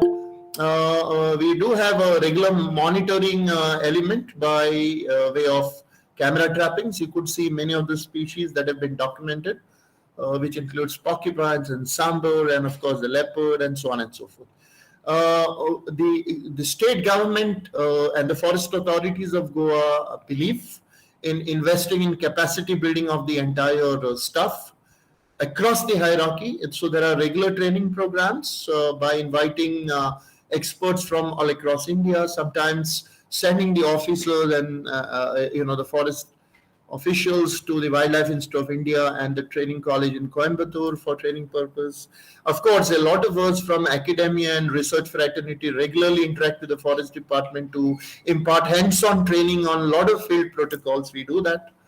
Conflict mitigation, of course, as I've told you, one of the most important conflict species in Goa is, of course, the leopard, which intermittently resorts to lifting cattle, or sometimes pigs, and dogs are the favorite food of leopard in Goa. We do have a veterinarian who's trained in wildlife medicine that who can probably, reach out to animals which are injured, or animals which have been trapped and need translocation. We have facilities for conducting autopsies. You carcass that is being investigated. I've already spoken to you about the Sausipit water for the dry season. Then we have cattle-proof trenches to minimize the interface between domestic cattle and the wildlife. Sometimes you have this foot and mouth issue is quite acute in the state. Then we have this is one patrolling station to access which you have to go via Karnataka and get back to Goa. So it's a very peculiar kind of a terrain. But even in these difficult situations, of course, we've got facilities. Well, that's just to showcase a small thing about the way we went about writing management plan. That's me in the foreground with the range forest officer of the Kotigaon Wildlife Sanctuary. We did a lot of movement around. And after gathering a lot of data, doing a lot of ground truthing, we tried to put all that information on a GIS platform. So today I have generated maps for most of the the beats in the protected area of the two sanctuaries, Netravali and Kotigaon Wildlife Sanctuary, for which I have been writing the management plan. I'm actually done with Kotigaon Wildlife Sanctuary. That has been now sent for approval. Netravali is just about to be, we are attempting to freeze that. So we have, a lot of interesting variables like the terrain, the relief map, contours, the land use, variations in the entire. This is Kotigaon Wildlife Sanctuary. Incidents of fire. I mean, that's also something very critical to avert major tragedies. And then we consolidate all this information and evolve not only a sanctuary-specific management plan, but also beat-specific management plan. This probably could be my last slide. This is a management and conservation challenges of Goa's wildlife protected areas. I have highlighted a few things. Please remember, you cannot compare Goa with any other state in the neighborhood, because we probably could be smaller than some of the larger districts in the neighboring state of Karnataka and Maharashtra. It has its advantages and it has its demerits too. Advantages in that being a small state, anything innovative in terms of intervention will be easily accepted, and the Forest Brigade is very open to experimenting with new ideas in conservation management. But our biggest hurdle in Goa is a conflict between two sectors, the forestry wildlife with the mining sector. A lot of mining leases are in immediate proximity, almost on the border, some of them almost touching the border of the protected areas, creating huge questions on the demarcation of buffers and whatnot, because it's a small state. The total expanse of the Goa state, unbelievably for all of you, who belong to the larger states, is just 3,702 square kilometers. It's a tiny state. So imagine to comply with all the mandates of national policies in terms of forest management, in terms of granting. I heard in the morning, Professor, the gentleman from Assam, he was saying the difficulty they experience in granting forest rights. I think it's similar here. It's all the more acute here because our total space is very small. But then, we kind of enforce this conservation mandate sometimes without releasing the requisite information to the locals. And then they start revolting or reacting. So, anything that the Forest Brigade seeks to implement should never be done without prior intimation and information. I believe in one thing. Maybe I'm an academic and a researcher, and I'm not a forester. So sometimes you need to enforce without taking anybody into confidence. Probably that's the compulsion of your, profession as a forest or a wildlife manager. But I believe and I trust this conviction that however tough the challenges, if you are able to convince people through a very strategic sensitization program, I think it really yields good results. If not, it is always viewed as an anti-people, I mean, whether you like it or not, in Indian forestry and wildlife conservation approach, the colonial hangover is still there. I mean, we still believe in that British principle that people know nothing about forests and wildlife. All the wisdom is vested only in the core team. I think that is a premise of ignorance and to some extent arrogance, which needs to be set aside. Anything that you... Yeah, I'm just done, sir. I'm just done, sir. 2 minute दीजिए आप, 2 minute, ये मेरी आखिरी slide है. Am I allowed or should I stop, sir? आप बताइए. नहीं करिए सर. वैसे भी सर ये मेरी आखिरी स्लाइड है. ठीक है साहब? हाँ ठीक है. I'll just finish. So what I was saying is involving locals in decision making, थोड़ा बहुत उनके participation को incentivize करना, जैसे कि उनको जब कोई employment opportunities arise होती है तो उनको prioritize करना, ये सारी छोटी छोटी बातें जो होती है फॉरेस्ट के प्रति और कंजर्वेशन मैंडेट के प्रति लोगों में रुचि पैदा करती है और एक विश्वास सा पैदा हो जाता है. Otherwise you keep them apart. So there is a trust deficit, as I call it. That needs to be, that ice breaking is very important. Upgradation of amenities, of course, I think most of the big states should not have this problem, but sometimes we do have a problem in terms of resource mobilization, the upgradation. People are still using outdated amenities and stuff. Ground staff has to be very comfortable.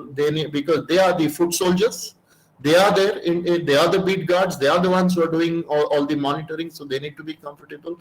They need proper equipment for communication, surveillance, monitoring. जो भी है. Consolidation of protected area boundary in Goa is a major issue because right from Portuguese days, these boundaries have not been consolidated. माने पुराने जमाने में एक पत्थर रखा करते थे और कहते थे कि वहां तक आपकी सीमा है. तो that thing is still going on. So now there is a little bit of local resistance. Grant of forest right, I think we have had a discussion. Culture of research and monitoring must be encouraged. I put this very categorically even before the Honorable ex-Vice Chancellor Sharma Saab spoke about it.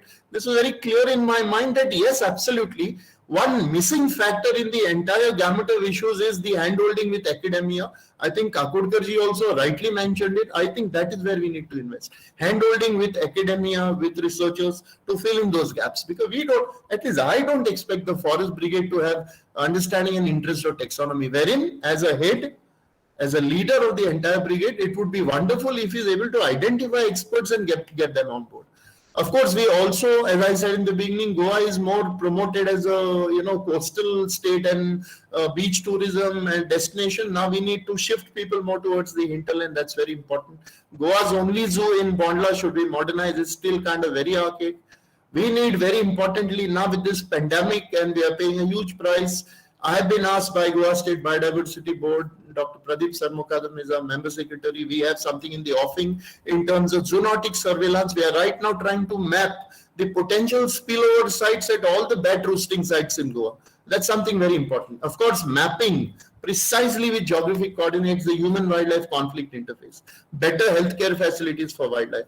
Management plans for all the protected areas are just in the process of being revised and finalized. Another important dimension, and this is the last thing I would like to stress, is Goa is reeling under, I would say, we are into very aggressive development, particularly linear infrastructure is coming up in a big way in Goa. पिछली बार भी मैंने पाबला sir से ये सवाल पूछा था कि भाई इसको क्या करे sir. So I believe he made it very clear that protected area boundaries and precincts are sacrosanct. Nothing can transact it.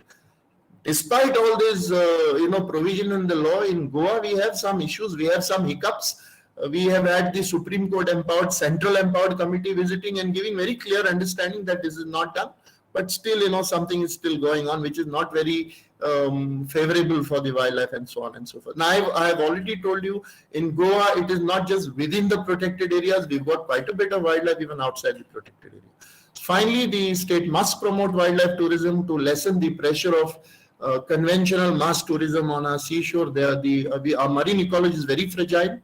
We are having serious problems with intensive coastal urbanization, the rising crime graph, a lot of deterioration of the environmental indices. So we need to do that. I think this is my last slide, Mishraji, and I think all of you will be happy. This is my last slide. I thought I should end by telling you and showing you 3 or 4 ethnic communities of Goa who have been the custodians of all the natural wealth that they have preserved for us to manage today. I think we should not be forgetting these ethnic communities who go on the left. We have the Vedic community, in the middle we have the Kunbis and the Gaudas, and the extreme right are the pastoral communities known as Dhangar Gaudis. Normally they are into a lot of milch cattlemen. So I think I would be failing in my duty if I do not mention in this national event that Goa also has its eco-tribes vested in these communities who've got tremendous wisdom and knowledge about forest practices. But now we as a scientific community need to document all this and integrate that in our modern protocols of management. That was my last slide. Thank you so much and for your patience. God bless you. Co-chairperson, Dr. A. Ilumalai, please conclude the session. Professor? Yes, sir. Yes, sir. Ilumalai, please conclude. Yes. Yes. Professor, thank you for your wonderful speech. First of all, the session was started in an extraordinary way with a lot of laurels and presenters. I do feel that this is a very precise presentation of this day. Professor has shared his very wonderful and extraordinary experiences, an array of experiences and vast services with us. With this, I can conclude this session. It's a very extraordinary session. And I take this opportunity to say a few words from bottom of my heart. Professor Skand Mishraji, it's my honor for giving this opportunity. And good afternoon to one and all. I take this opportunity to all the delegates on behalf of the organizers and organizing team members to extend a warm welcome and the people who are gathered here. I would like to express my gratitude and the esteemed delegates for making this success of this webinar session. I extend my gratitude to Honorable Chief Guest Professor Dr. Manoj Borkar, Chairman, Biodiversity, Research Cell, Head Department of Zoology, Carmel College for Women, Goa, for taking such a very wonderful session and bringing out all the pictures in front of us by way of sharing his knowledge and experiences to make this what he called as, even though he is in busy schedule, to grace this event with a wonderful talk on protected areas of Goa and wildlife conservation challenges. Thank you, Professor, for your inspiring and thank you, sir. Very kind of you. Encouraging with our words on special day. A special thanks to Professor Skand Mishra and Professor Dr. Utkarsha Manisha for her nice coordination. Lastly, I must thank the participants for their active participation. Thank you, one and all. Thank you, Dr. Borkar sir, Dr. Sarmo Kadam sir, and Dr. Ilumalai sir for giving a nice talk on Goa, wildlife of Goa and conservation, and for your kind consider for our invitation for this talk, sir. Thank you, sir. Thank you, sir. Thank you. I will just stop sharing. Yes. Now, next session, our chairperson, Dr. T. Sekhar, former PCCF. Welcome, sir. Good afternoon. Good afternoon. Co-chairperson, Dr. Kale Mahadev Kishan Rao, Professor Biology Department, DB College, Patoda, District, Bid, Maharashtra, and our email speaker, Dr. D. Venkatesh, IFS, PF and Field Director, Mudmalai, Tiger Reserve, Tamil Nadu.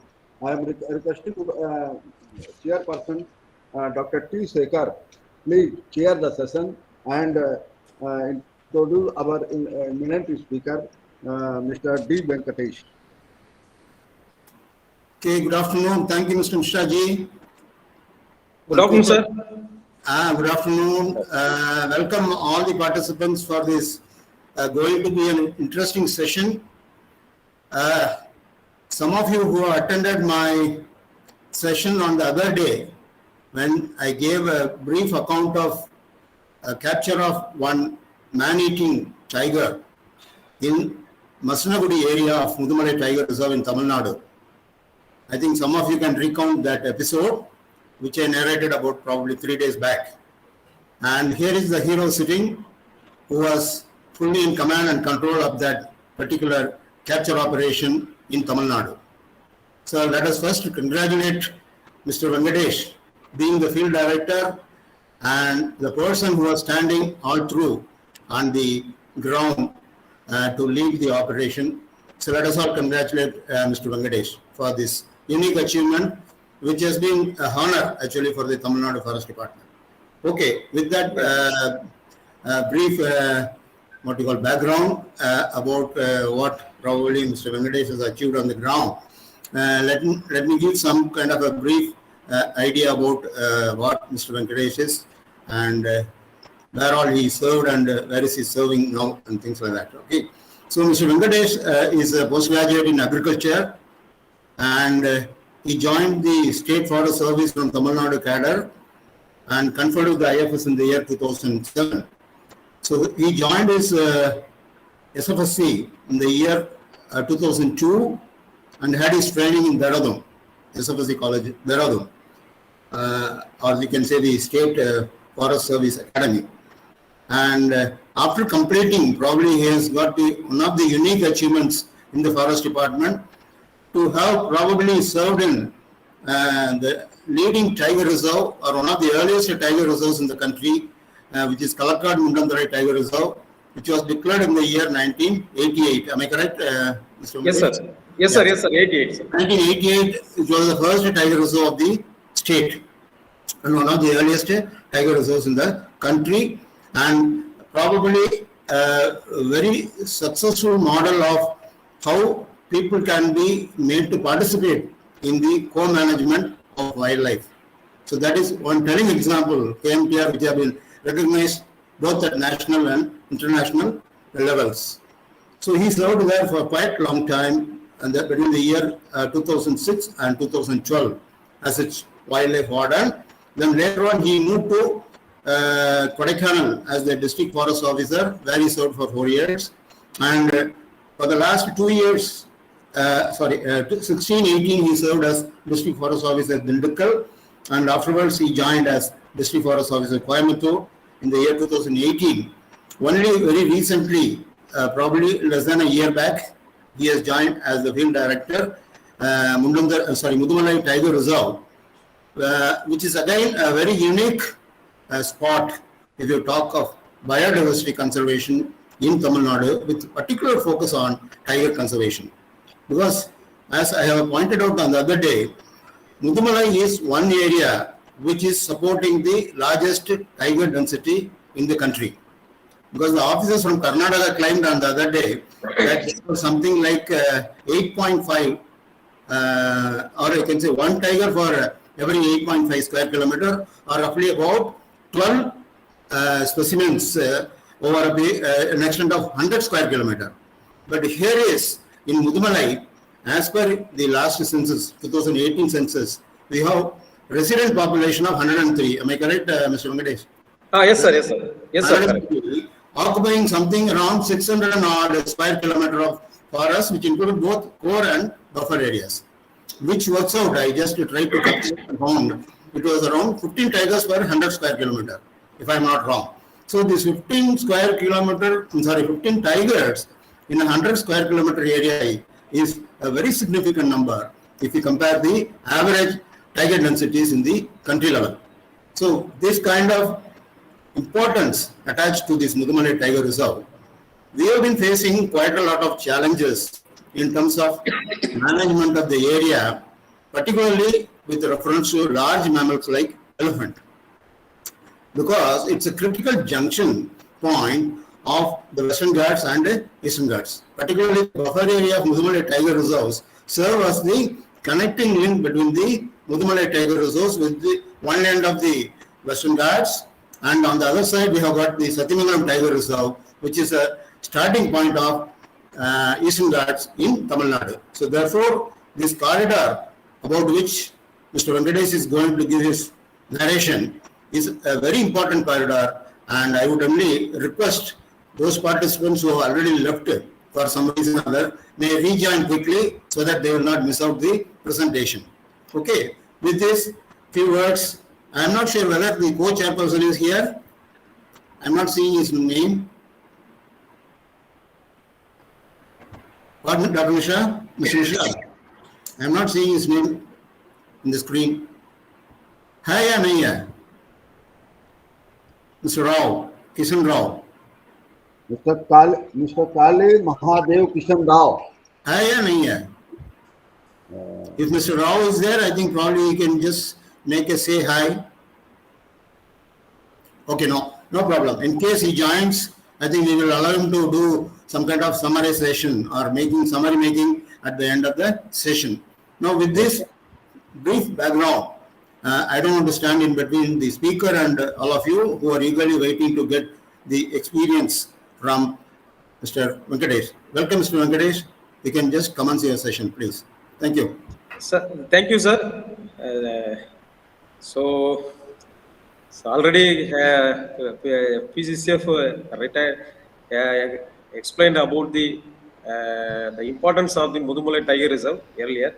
But anyway, the topic I chosen for this forum is only simple and simple, but importance is very more when compared with some other corridors in the India. Generally, the corridor during 1996, Mr. Rangarajan filed a writ petition in the Honorable Supreme Court, the writ petition number 897 for 1996. So the main prayer is to secure the elephant corridors all over India. So based on that only, the elephant. Interruption, Venkatesh. Are you making any PowerPoint? Yes, sir. Yes, sir. Just okay. Yes, okay. Sir. Right. Continue, please. So based on that interim direction by the Supreme Court, the Project Elephant immediately requested the WTA, Wildlife Trust of India, to identify the corridors in India. So that time they identified so many corridors in the landscape wise, particularly in Mudumalai landscape. The WTA identified some 5 corridors.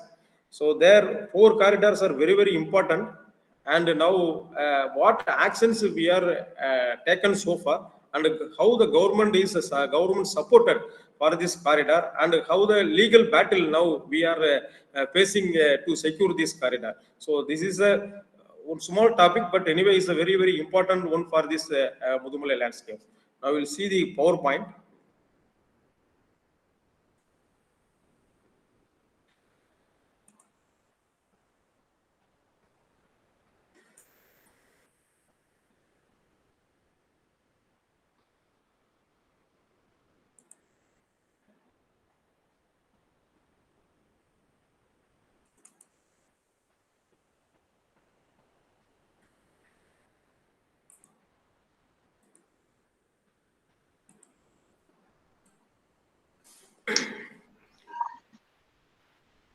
So one small problem in my computer, I can't go for the PowerPoint slideshow.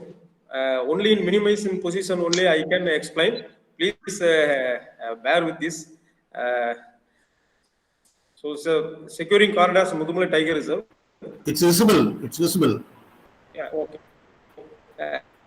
This is the Mudumalai landscape. Is contiguous with the Wayanad Wildlife Sanctuary in Kerala. Then in northwestern side is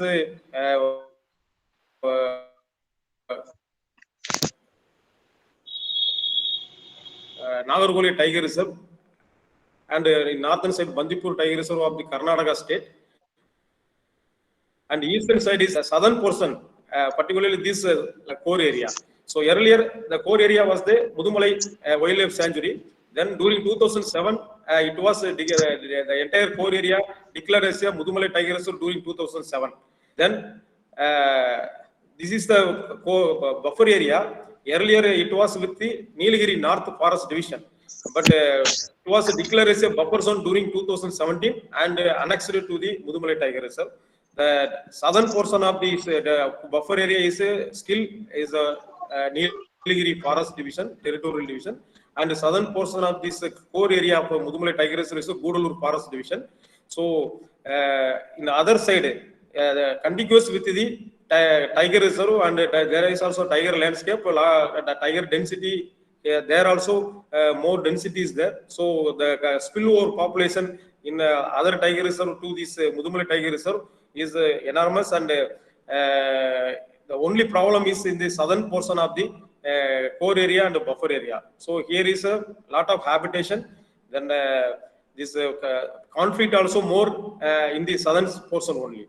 So here the elephant population from Wayanad, Gudalur area, Wayanad, Bandipur will take the core area, then cross the buffer area, then will go move to the Satyamangalam Tiger Reserve. So that is every year one cycle. This elephant from this large landscape will move towards the Satyamangalam Tiger Reserve. There Bhavanesa Reservoir is there. So in the year, particularly April, May, June, in these 3 months, the elephants from this landscape and elephant from Kerala side, that is a Palakkad and Manarkad area. Then elephant from other Karnataka state like Biligiri, the Ranganathan Biligiri, Ranganathan Tiger Reserve, as well as Banarghatta area will come here and meet in the 3 months of the year and return back. So this buffer area of this tiger reserve is one of the acting as one of the important corridor for the elephant from this landscape towards the Satyamangalam. So the WTA identified there are 4 corridors in this area, but now we merged into that one corridor, that is a Sigur corridor, and the legal battle is now going on there. So this is the area details of the Mudumalai Tiger Reserve. The core area is around 321 square kilometer and the buffer area 367. So here more from Kerala towards the Satyamangalam Tiger Reserve eastern side. So this is the case WP number 897 filed by the Rangarajan for the restore the elephant corridors in all over India. So as per that, the WTA identified there are 4 important corridors in that. One is a Kallatti Sigur at Glencairn. So this is the map showing that corridor is a Mudumalai Tiger Reserve, and this is a Sigur area. So this is a Kallatti slope. Now is a Kallatti slope. 50% is falls in the Nilgiri division, and remaining portion is a buffer area of the Tiger Reserve. So elephant from this Nilgiri division and crossing this, taking this area to reach the Satyamangalam Tiger Reserve. So this is one of the corridor, and the second one is the Avargala and the Sigur corridor. So is a map showing the corridor. Then third one is Kalmalai, Singara and Avargala corridor. And the fourth one is Moyar Avargala corridor. So, and now we merged all the 4. Now we are calling as the Sigur corridor. This area is a Sigur corridor. So now we'll see the history of the Sigur corridor. And before that, the core area, the elephant coming from Wayanad and Nagaruvale Bandipur Tiger Reserve, they first enter into the core area, then only it will come to this corridor. So first in core area, there are 7 villages already located inside. So now due to this relocation process funded by the NTCA, now totally 658 families. Out of 658 families, now 546 families already we relocated from the core area. So remaining families in the third phase, now we are processing that one also. So in another 1 year, the remaining families also will be relocated. Then the core area will be free from the habitation after that. But in core area, the entire core area, now the elephant corridor falls in the core area, buffer area only. So here is already that Rangarajan filed that case Supreme Court. So based on that, during 2008, Elephant Rajendran filed writ petition number 10098 for 2008 in Honorable High Court. The main prayer to revive elephant corridor from encroachment and mushrooming resource in that Sigur area, Sigur Plateau. So this is the buffer area. This is the Sigur Plateau. So this is the corridor. This corridor, the boundary is described by the contour. That is a MSL only. This is a 900-meter elevation. This northern portion of that corridor, and the southern portion of the corridor is a 1,000-meter elevation. So based on that only, the corridor was prescribed in earlier. So based on that only, the case was filed in the High Court, Chennai. So for that case, so High Court directed that the district collector Nilgiris to remove all the encroachment from revenue lands in corridor, and the state government to send the proposal for formation of corridor to the central government. So this is the direction initially given by the Honorable High Court. Then on 2009, in 2009, the district collector was directed to file status report on the encroachment already happened. So the encroachment removal, the status report of the encroachment removal to be filed. So that is the direction, the interim direction given on 2/2009. Then 10/9/2009, the Honorable given another interim direction that the forest department to identify the corridor, then state government to publish the information on corridor in leading newspaper and trumpeting calling for objections. Then after hearing, finalize and accordingly evict or acquire the land if required. Then the rights of the scheduled tribes also should not be affected at any way in this process. So this is the interim direction, another in the third interim direction. Then 13/10/2009, the court further directed Environment Forest Department to form an expert committee for preparing the map on the corridor. Then 4/11/2009, the expert committee filed a report along with the map before the Honorable Court. Then 3/12/2009, the High Court given interim order to publish the map in the newspaper and to conduct the mass hearing, and the state government may take over management of private land.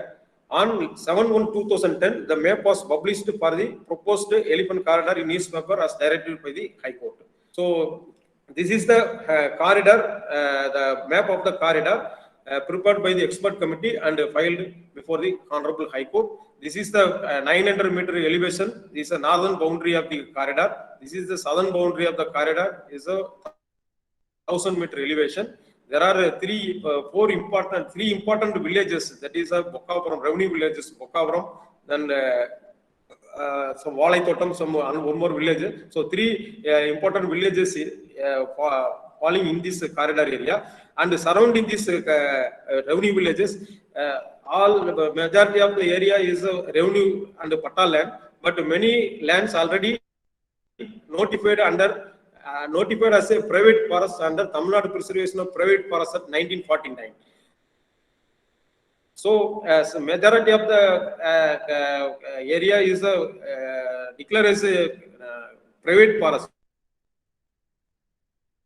but people started resorts slowly in this corridor area earlier, and many resorts they constructed where majority of the constructed in the violation only. So as per the Tamil Nadu Preservation of Private Forest Act, so for selling of any notified area, the committee concurrence is very important must. Even to commercial purpose, to start any commercial activities in that area also, they have to get the majority of the resource. They did not follow the sections, acts, rules of that act, and they started the resource. So the main prayer in the Honorable High Court is, so these are all the violations, and many of them encroached in that land. So the commercial activities to be banned, and the corridors to be so things already done, and map was prepared and published in the leading newspapers, and after that it was notified by the state government. So this is in another direction, the same corridor only. So elephant from western side is a core area. So from core area, the elephant will travel in this corridor area and reach the Satyamangalam Tiger Reserve. So here is one Singara estate, one big estate is there. Here is a Bokapuram village. This is the entire is a Bokapuram village. Here only lot of illegal resorts already constructed, and this is a Masnagudi area. This is the Mavanalla area. Is just border of the northern border of the corridor boundary. Then another one is Sammanatham village. In this, this is also one of the third villages in this area, and Valaithotam. Valaithotam is a revenue village surrounding lot of resorts. So around the Bokapuram and around the Valaithotam and around the this Sammanatham, in these three villages, a lot of resorts emerged since 2005 onwards.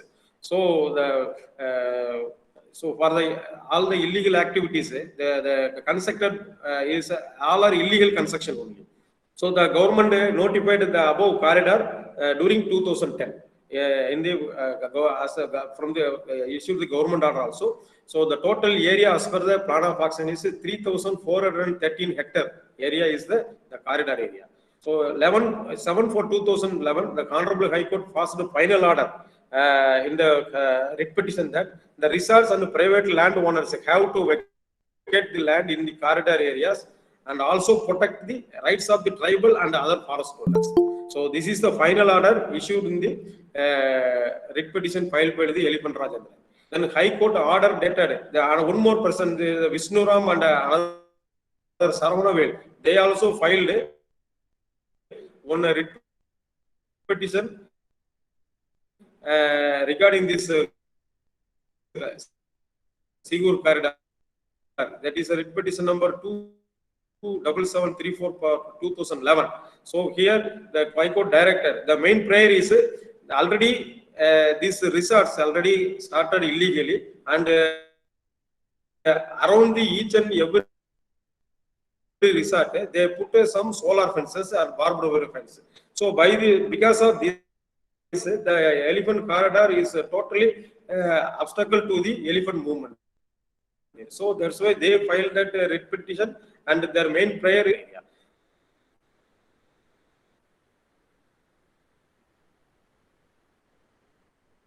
So in meantime, the 32% SLP against the High Court order merged all the relevant SLPs with the main case. That is 897/92 SLPs merged with the original writ petition. Then on 12/7/2018, Supreme Court directed the district collector to file the status report with the number of constructions and the nature of construction in the corridor area. In 9/8/2018, Supreme Court given interim direction that to close 27 illegal resorts and 12 resorts to produce the documents, and non-resorts dwellers, there is a house and agriculture, also to produce the documents before the district administration. The district collector sealed 38 resorts, and the action taken report was filed before the Supreme Court on 23/10/2018. As per the interim direction issued by the Supreme Court on 24/10/2018, all the electric and barbed wire fences surrounding the resorts were removed. Then Government of India in letter number 4498 dated 13/12/2019, MTR's buffer zone was notified as a eco-sensitive zone, which includes the entire Sigur elephant corridor. So during 2019 only, the eco-sensitive zone declared, that is a entire buffer area of the Mudumalai Tiger Reserve declared as, so the entire corridor area is also included in the eco-sensitive zone. Interim order to constitute a 3 members inquiry committee to hear the objections and to take appropriate decision on the objections. So based on that, the government of Tamil Nadu immediately formed the constituted the inquiry committee on 14/12/2020. Then from that onwards, the committee started the inquiry about all the representations from the corridor area. So public notice was issued to invite the 14/12/2021. So far, 224 objections claims received by the committee, and now is a committee started the hearing operations as well as field inspection. So far up to 31/10 yesterday, 35 objections were heard by the committee, as well as results already sealed. So first. So the further course of action is the remaining inquiries going on. Now is the government of Tamil Nadu already issued the GO for the inquiry of all the claims up to for the 1 year only. So now we further we send the proposal to the government to extend the committee for the inquiry for another 6 months. Now it is pending before the government. Very soon the GO will be issued. So the main course of the action in this regard, that the encroachment on the revenue land to be evicted, then encroachment on the reserve land, this is also to be evicted. Then some private patalions means a commercial establishment, the resorts and the other commercial establishment. Then household already households, many households are there. There are 3 villages. And some one big school is there near the Valaikotam. Then some agricultural lands. So the mainly the Supreme Court is the main intention is to remove all the commercial activities first. After that, the other claims will be inquired thoroughly, and if these claims are legally, then it will be allowed. Otherwise, if any illegal, then it will be removed from the corridor area. So this is the main actions like that only. So once the entire process is will be completed, then this is the corridor area. So all the commercial activities will be evicted from this area. Then the corridor will be ready for the easily movement of the elephant from Wayanad, this Mudumalai, Bandipur, Nagarvole landscape to the Satyamangalam landscape.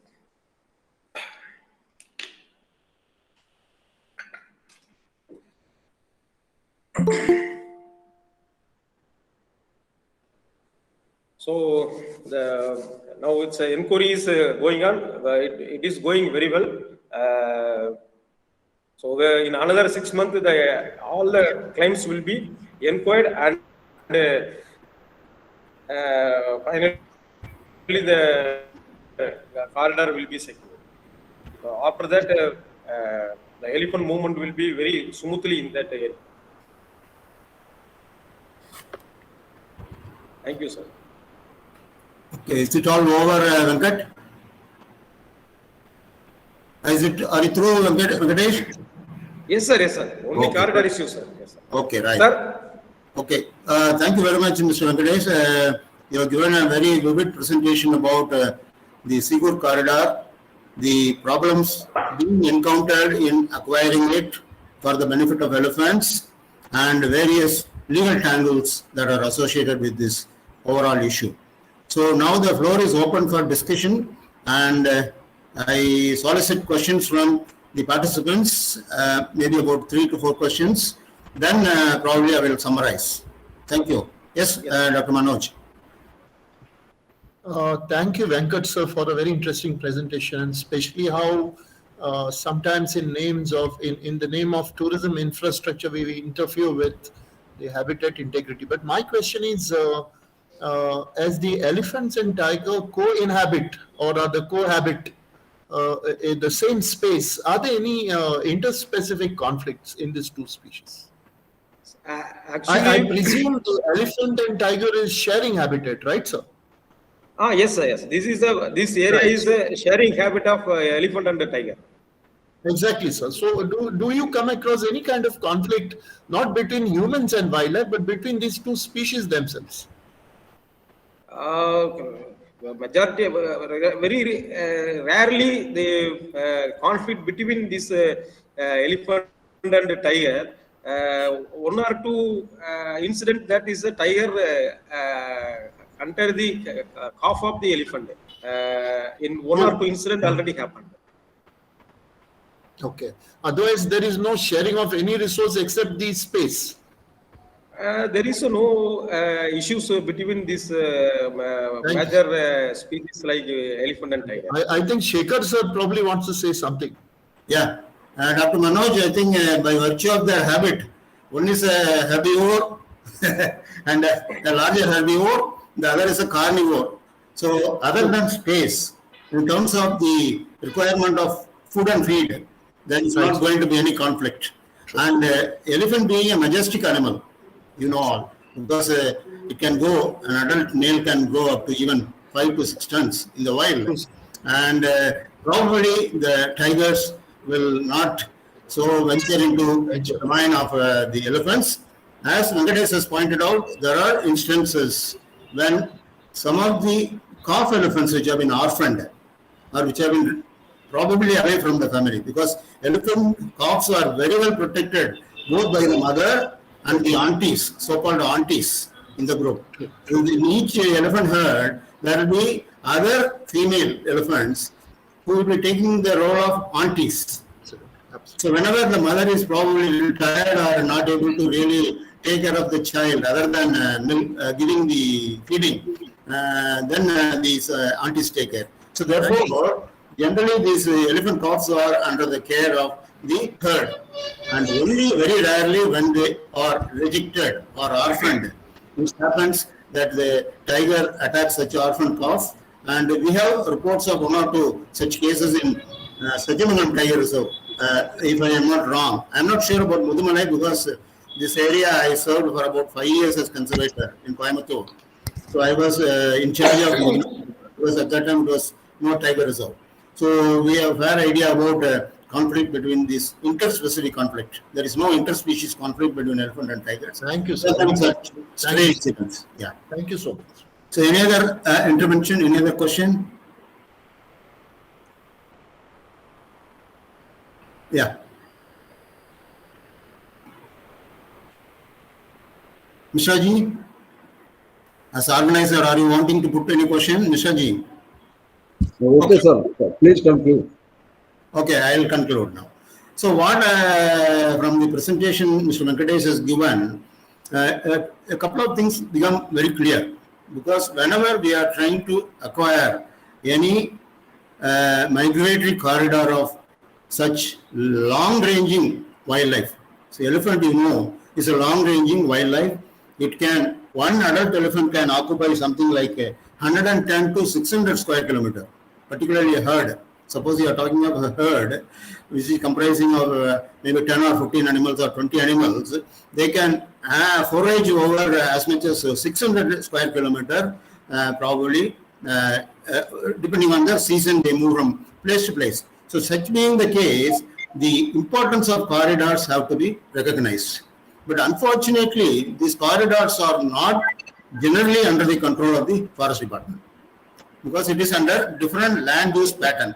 As Venkatesh has pointed out in case of Sigur corridor, which is probably about 34 square kilometer, which is crucial for connecting both the Western Ghats and the Eastern Ghats for the genetic flow of the Asian elephants from these two landscapes, is very much problematic, because it has been having lot of non-forestry activities in the corridor happening. And you have seen yourself that from the year 2008, probably when there was a litigation or PIL to notify this corridor in urgency, the government also took earnest efforts to notify it in the year 2010. Now we are probably about 10 years after. We have passed through 1 decade. So we are in 2021. Still, the issue is not completely settled. You can imagine the kind of legal impediments that might come in the way of forest managers and forest administrators. And unless the corridor is fully secured, fully removed of all encroachments, and fully removed of non-elephant friendly developments that have already happened in the past in that particular region, it's going to be a tough and field day for most of the forest managers working in that area. So with this note of caution, I would only wish that officers like Venkatesh take more earnest efforts to go over or come out of the problems of this litigation and secure the corridor in totality so that we are able to achieve the objectives or the intentions for which it was notified originally in the year 2010. Okay, so with these concluding remarks, I wish that the team which is involved in acquisition of this elephant corridor, which is a very vital corridor, is completed in full hope. Thank you very much. Thank you, sir. Thank you, Tiwari sir.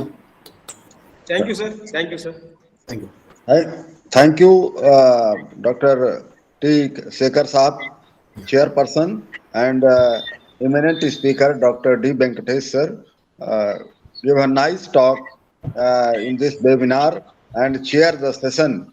Dr. Sekhar, sir, chair the session. Oh, thank you, all of you, sir. And again, thanks, sir.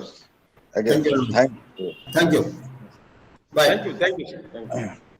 Now, next session is Chairperson Dr. Gopal Sharma. Next session, Chairperson Dr. Gopal Sharma, Scientist E and Joint Director, Office in Charge, ZSI, Patna, Bihar. Co-Chairperson, Mr. P.C. Lakra, IFS, Deputy Conservator of Forest, Institute of Forest Protection, Ranchi, Jharkhand, Regional Center, Sukna, Darjeeling, and eminent speaker of the session, Sri Sanjit Kumar Saha, DFO, Kunch Bihar, and ex-director, Rasik Wheel, Mini Zoo, Kunch Bihar, West Bengal. Welcome all of you, sir, and I am request to Dr. Gopal Sharma, sir, please chair the session, and Mr. P.C. Lakra, sir, co-chair the session, and please, Dr. Gopal Sharma, sir, introduce our eminent speaker, Sri Sanjit Kumar Saha, DFO Kunch Bihar. Thank you, sir. Honorable Iskan Misra ji, Professor Manisha ma'am, Government MS Gulbarkal College, Rewa, Madhya Pradesh. Today, eminent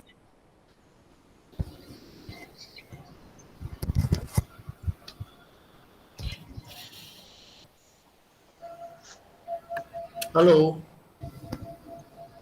Forest Institute of Forest Productivity, Ranchi, who is co-chairing this.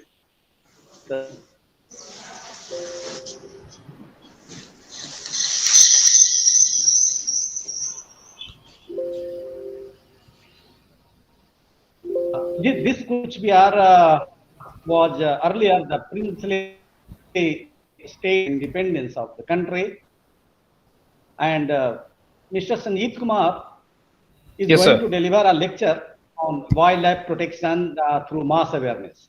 So everybody knows that mass awareness is how much important for the conservation of any wildlife. Mr. Sanjeev Kumar Saha is not a forest officer, but very see his publication of research has done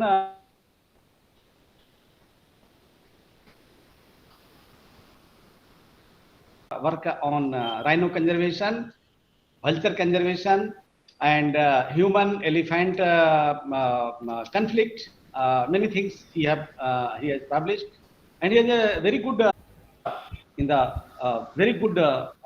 degradation dynamics of saltcar, mainly on employment generation in rural infrastructure development in soil water conservation area, and many of such work he has done.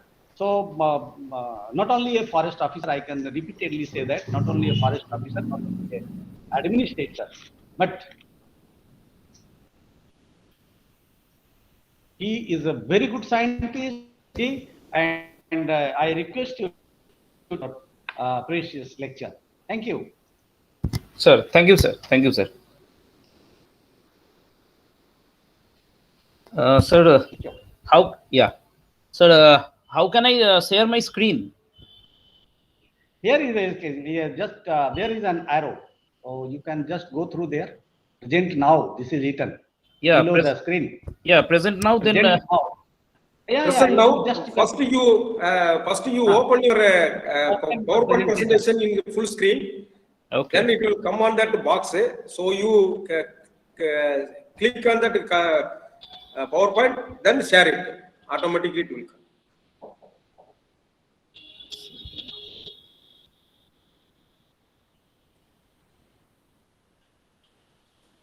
Yes, sir. My presentation is open, but share key is not. You can see the icons down. There is a top. Manisha ji, then she can do Yeah, this. yeah. Then I have required mail ID. In which mail ID? I have... Yeah, how big is it? 20 slides. KB in KB 15. Oh, okay, fine. You can send it on utkarsha.manish@gmail.com. Utkarsha dot manish@gmail.com. Yeah.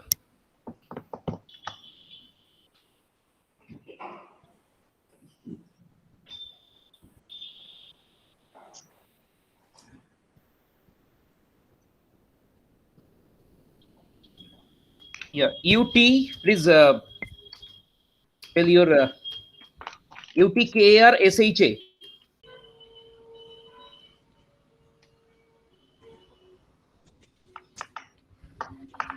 I've put in chat box. Please see. Yeah.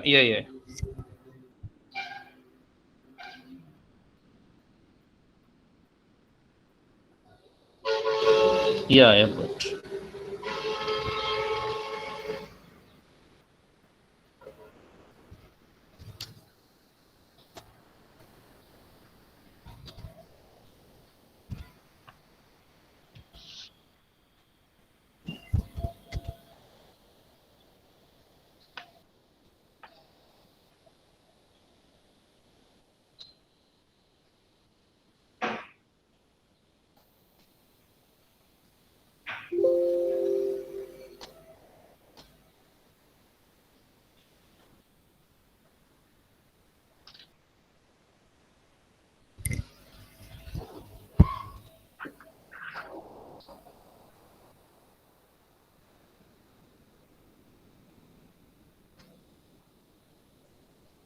yeah, it is sent. Okay, sir. I'll see. Yeah. Sorry, khali hai button. I'm just yet to receive it. I have not yet received it. I'm just refreshing my page. Yeah, it is. Yeah, I got it.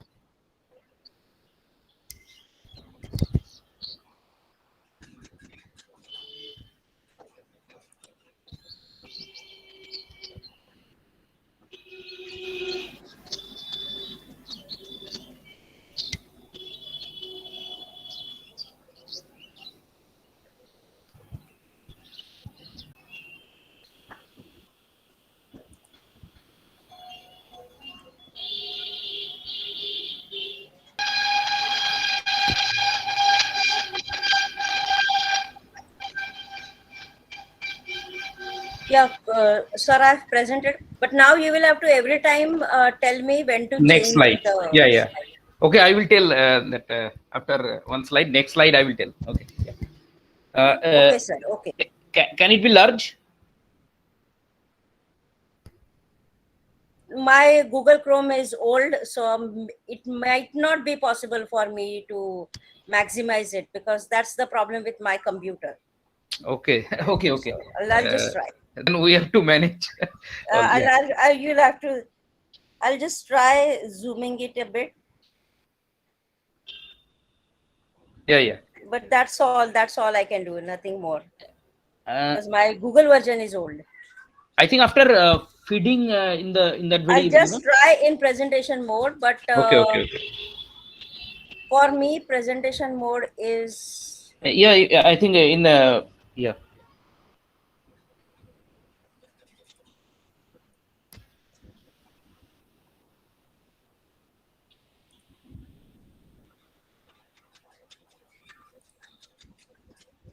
Can you see?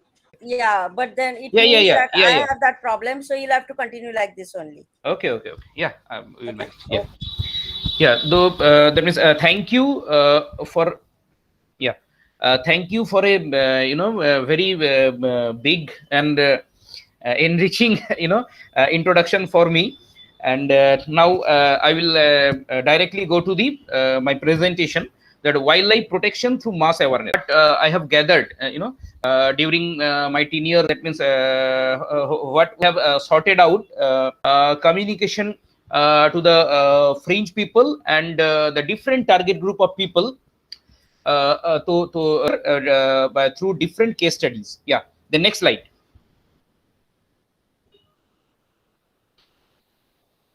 Yeah, next. Yeah, next slide, please. Yeah, that objective behind the work, that means behind the work of wildlife protection through mass awareness. That what is the background? With increasing pressures on natural habitat by human habitation and decreasing forest cover and prey for animals, nature's what we are the present day situation. Signs of global warming worldwide pose as much a threat to India's ecological blueprint as they do the rest of the world. The situation is same everywhere. In this light, the need for strict laws, awareness of such laws, and their effective implementation hold the key to any solution. But what is the present situation? We have laws, different laws. We have Wildlife Protection Act 1972. We have Indian Forest Act. We have biological diversity problem mitigation kind of thing. Because to whom we are applying the laws, the uneducated people, the illiterate people, the tribals in the forest fringe areas. So it is not what I have found, that when we are applying the laws against the big criminals, miscreants, smugglers, wildlife poachers, it is okay. But most of the time it is not that the person did the wrong or committed the crime regarding forest or wildlife from the perspective from a business or profit kind of things. Lots of time that means their livelihood pattern of the local people, villagers, they have committed mistake from that point of view. What I have assessed from the field situation, so I have the same level of education, awareness, and their compassion and sensitization regarding the work of wildlife protection and conservation. Yeah, next slide. Yeah. So that is it is the thing. Is there any legislation available? Yeah, Wildlife Protection Act 1972 is available, an act to provide for the protection of wild animals, birds, and plants.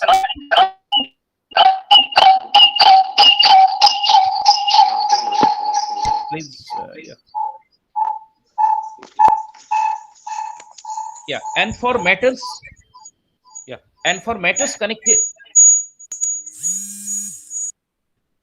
Yeah, and for matters connected therewith or ancillary or incidental thereto, with a view to ensure the ecological and environmental security of the country. The law is there, but is effective implementation possible without awareness of the people? So, in my that means things, it is no. Why? Because the reach of the act is not to everyone. Because the fringe people, uneducated, illiterate, or less literate people did not know about the wildlife protection or Indian forest kind of things. Our sacred fauna and flora have no voice to get their right of place under the sun. Human greed for the here and now has surpassed the simple logic to lose its own battle. Because every people is that means telling that we have to do the things, that means it is our livelihood issues. So the wildlife and forest kind of things, it is go to the corner. Which logic about by protecting our health for us humans and our future generations. So that thing has to be communicated to protect the wildlife and forest, not from the law or legislation's point of view. It is our need. We have to sustain. That means our next generation has to sustain in the same landscape. We have to learn the coexistence with the wild animals. So for that reason, mass awareness is very essential. Next slide. yeah, that you know, uh, yeah, yeah, sincere hope behind the what is the sincere hope behind the awareness creation? Yeah, wisdom shall prevail, the voice of nature will be heard, and awareness will lead to action. Laws as well as thought, as this act will lead nature to justice. So with that very my work in the next slide, we want to focus on that very key part of awareness, and with that very objective. Yeah, next slide. So from that very definition of Wildlife Protection Act, what is the definition of wildlife and wild animal?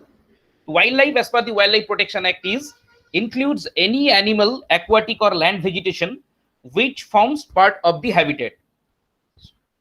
And wild animal means any animal specified in Schedule 1 to Schedule 4 and found wild in nature. So that means this definition is very integrative definition, encompasses all the life forms available in the nature, in the wild areas. But these simple things is unknown to the most of the people, not only to the fringe kind of things, because when we have interacted to the educated masses at the different platform like our zoo, kind of things, that means we are doing lots of things. That means with the formal questionnaire, quiz, webinar kind of things in our zoo. So what we have found, the educated people, they are also are national park and wildlife sanctuaries. They are offering food. They are offering the fruits. They are offering bananas. They are offering chips to the wild animals. But it is some kind of in wildlife terms, it is hunting. They are doing that very lucrative kind of things. They are the animal will become habitual of that very food published. So what innovative way we have adopted to tackle the human elephant competition mitigation, that I have presented. Yeah, and it is one of the case study that the big issue of human elephant competition mitigation we have addressed through the door to door survey, through the people connect, through the awareness creation, and we have assessed the actual reason. That means though it is simple that elephant is there is confrontation between elephant and human, but it is not what we have that door to door communication, awareness creation through door to door communication, how it is worked in this study. Yeah, that on-site visit, the methods what we have adopted through this awareness creation of our study, on-site visits and discussion with every household for the purpose of assessing the primary reason of human elephant competition, to education status of the family members of those households, and most important measures of human elephant competition. That means with that very objective, we have did the door to door communication of the people who are facing the conflict in the landscape. It appears elephants occurred early in the morning when elephant herds return to the forest from the villages, and in a few cases in the evening at the time of elephant depredation during crop raiding. So that means what we have found, that when the elephants are coming, that means returning back from the crop area or village area in the early morning kind of things, at that time the death of people is much more, and also in the evening. So what is the reason, actual reason? Yeah, then we have slide that how this our study door to door communication help us, why the situation of conflict is much more in the early morning and in the evening. Yeah, wildlife protection. Yeah, that is our yeah, wildlife protection through conflict mitigation. Discussion and conclusion, what we have found, the main result of this communication was learning the fact that 50 households were devoid of toilet facilities in these two villages, that there were two villages where we have did our samples.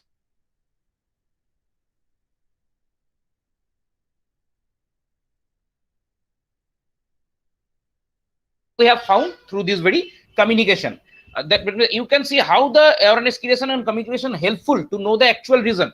The confrontation in the early morning, and the reason is open defecation. Toilet is not available to the people, so they are going outside, and leads to human elephant competition or confrontation, direct confrontation. And ultimately we have adopted constructed toilets with tube well as an innovative strategy to address the problem.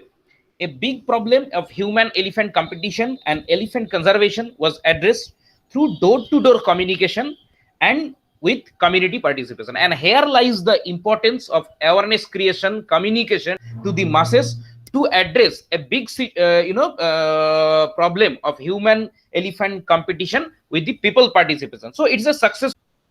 People are not using, because from their behavioral traditional point of view, they are going still they are going outside. So we have again conflict kind of things. So after that people they are using now the toilets, and so in that scenario the conflict is also reduced. Yeah, next slide.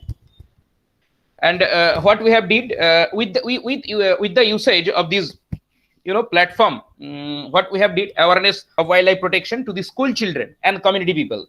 That means at the platform of this success, then we extended our things of awareness creation, not only restricted to elephant, the lots of issues, the other wild animals, other things that we have communicated. That means we have used this successful platform to awareness creation in other areas of wildlife issues. Yeah, next slide. That compassionate conservation. Actually, I have learned these things from the people. That means directly or indirectly from the local people. I came to know that conservation ethos are already embedded among the local people. We, the educated person or forest officers, we are doing that means or scientists. We think we know everything, but not is that is not the actual situation. Conservation ethos, what I have found during my field kind of experiences, it is also embedded in the local people. What was the case? Next slide. Next slide, please. Yeah, what was the case? That there was a report of death of hog deer due to dog bite injury, and when that very hog deer forest and cross that very non-forest area, farmland kind of thing, then there before Holi, the festival of color this year, there was a news that I have found that there was a death of hog deer, and I have reached there actually at first. So I have found that it is not a poaching, but actually dog bite injury, and this is the thing. But what is the things after that? The local people, what are the local who are available there? It was the time of Holi festival. They have thought the things that we will take the meat and we'll distribute among us. That the boy named Ranjan Roy, actually he saved the dead body of that very hog deer, or what I can say, the carcasses. He is actually totally illiterate boy, having no formal education. What I have that means after interaction with him, I have found that he is assisting his father in found that compassion ethos to the wildlife or wild animal is embedded in him. Actually he with them to the wildlife, save that very carcasses, bring that very dead for picnic and some kind of things. Lots of people went portion of that very that hoof or antler, they will make some tabij, some kind of things from their approach. But this boy, everybody saved from his single-handed that very dead body, and informed the that means forest department, so that we reach there and we national property and for further disposal. Yeah. That means I have learned the compassionate conservation lies the importance of communication, both way communication, interactive communication. How got the platform for what? Yeah, again I have got the platform for in situ awareness creation among the masses. That very local boy Ranjan Roy, by his Conservation and Wildlife Protection Act, Schedule 1, Schedule 2, Schedule 3, Schedule 4 animals, and the penal provision in the Wildlife Protection Act for doing any mishaps with the wildlife, not only the wildlife, for if someone indulge in wildlife trafficking, transporting, even the carcasses or dead body. So actually this is another successful story, and as that very little boy helped us, so we have also extended our things to him. Next slide. We have felicitated, yeah, we have felicitated that very boy. We have taken us that means for a whole day we have offered a visit in our forest area. He first time visited our forest area, seen the Schedule 1 gore, elephants and lots of animals. So and at the end of the day, that means we offered felicitated him from our field forester. So he said actually that it is a very he felt honored after that thing. This kind of approach we should adopt. We should adopt that to the people, all sphere of people. Yeah. Next slide. Yeah. That it is my third case study. What I have found that that it is just 1.5 months back. Yeah. The non-forest area of our one surrounding our range, Jamalda, that Mathabhanga range, Jamalda beat. So there was an incident that people, the masses, the mob actually killed one jungle cat. And when we have reached there, we have only got the animal totally injured, and after carrying it, that veterinary officer confirmed his death. Yeah. So what was the situation? What we have studied, what we have found, when I have studied, I have found that from mere apprehension, local people killed the jungle cat. That what kind of apprehension? Apprehension like it will kill our children, it will kill us, it will harm us, it will injure us. So from that very only mere apprehension, people after seeing that very animal, the mob gathered there and killed that very animal to secure themselves. So here lies the thing that we are not securing ourselves from this kind of act. Actually we are making us vulnerable to the that means nature, because the what we have make understood to them. Yeah, next slide please. Yeah, this is the dead body. Next slide. Yeah, that we have in that again in that very in situ kind of platform. After 2 days of that very incidents, I have reached there with my team, and because actually the incident done by mob. So how will you then, that means implement the things to whom, that means who that means how will you arrest? It is a must. And what I have found that from that their mere apprehension they did the job. So I thought that we have to remove their apprehension so that they cannot repeat the same kind of things in future. So I have presented their PowerPoint presentation with the all kind of target groups, that school goers, the old people, the male, female, the all sphere of people, the school teachers, a retired person, all were everywhere. That means all were present there, and I have make them understood that these animal is not harmful to them. Actually, these animal is helping them in their farming. That means actually these animal, taking the small snakes, rats as food. So that means saving the your crop, saving your child. That means as it is consuming snake, so saving the your kids, as it is consuming that very rat, so saving the crop, that means paddy crops.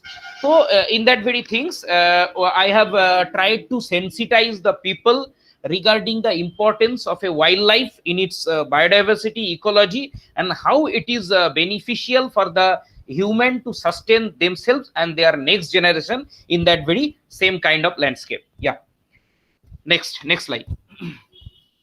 And then again, fourth case study, that it is regarding the protection and conservation of dolphin. River dolphin is also available in my division, Kuch Bihar division. Though the area is not protected, it is the out of the arena of our forest land or any protected area. So you can see how it is, that means vulnerable, how the forest managers are facing challenge day to day basis to protect that very schedule one animal, dolphin, which is totally available in the non-forest or out of the protected area system. Yeah, next slide. And also what happened, that I think 3 months before, 3 months before, there was an incident that a local fisherman, knowingly or unknowingly, that sold the carcasses of one dolphin to other person. That was the and after that we reached there, we have found that very carcasses in another person house, though till date he that means not available, he fled away from this district.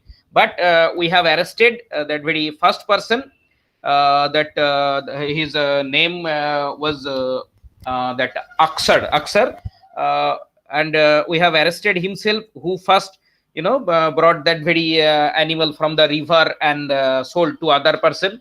Though he is in now bail, we are preparing the pure prosecuted offense report, and we are searching with the help of police that very another person, Samir.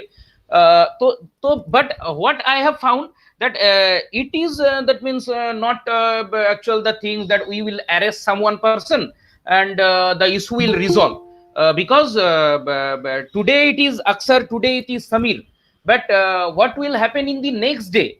So that it is not kind of one will do mistake and we will arrest them and law will give punishment. It is not kind of that kind of things. We have to create awareness to the larger masses to protect the habitat, in a sense that with that very people's participation, the conservation of dolphin can be possible through that mode.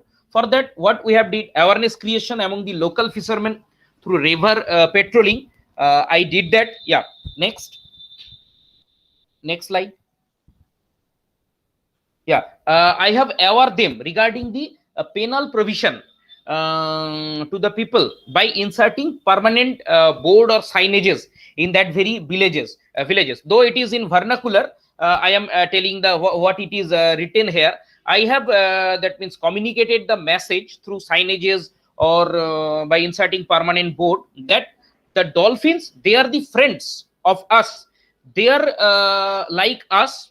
That means like we the mammals, and their all the physiology is matching most of the cases to us with the human being, and they are our friend, not our enemy. Actually, they are eating the small fishes, that very the diseased fishes, and by that doing that very things, they are actually helping the local fishermen to grow the big fishes, so that the local fishermen can get the healthy and big fishes, because dolphin is consuming the diseased and small species. So it is the thing.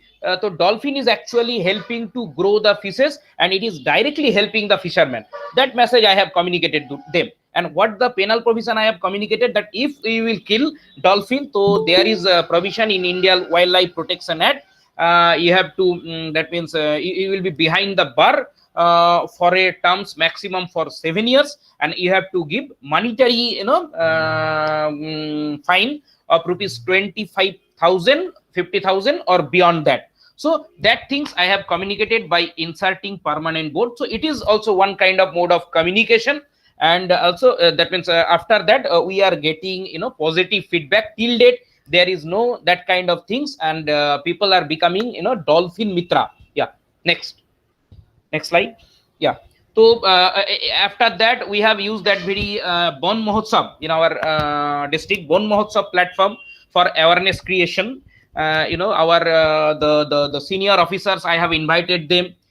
They, in their presence, we have inserted dolphin awareness board along with the fisher fox of that very area, Bhoirabettari Bakshir Kuti, the name of the area of Kuch Bihar division, West Bengal, to save the dolphins. All the fisher folks and common people have taken the pledge as dolphin mitra, that is the friends of dolphin. So it's a our senior officers also that means communicated the message of dolphin conservation to the fisher folks, their children and common people. So using that very platform, what I have found, it's a win-win situation for both the dolphins and their stakeholders. Yeah. Next slide. Yeah, and another case study, that rhino conservation through corporate social responsibility at Jaldapara National Park. That means it is that means why I am telling about corporate social responsibility. Why we did, because it is actually our corporation, West Bengal Forest Development Corporation, our sister wing of that forest department.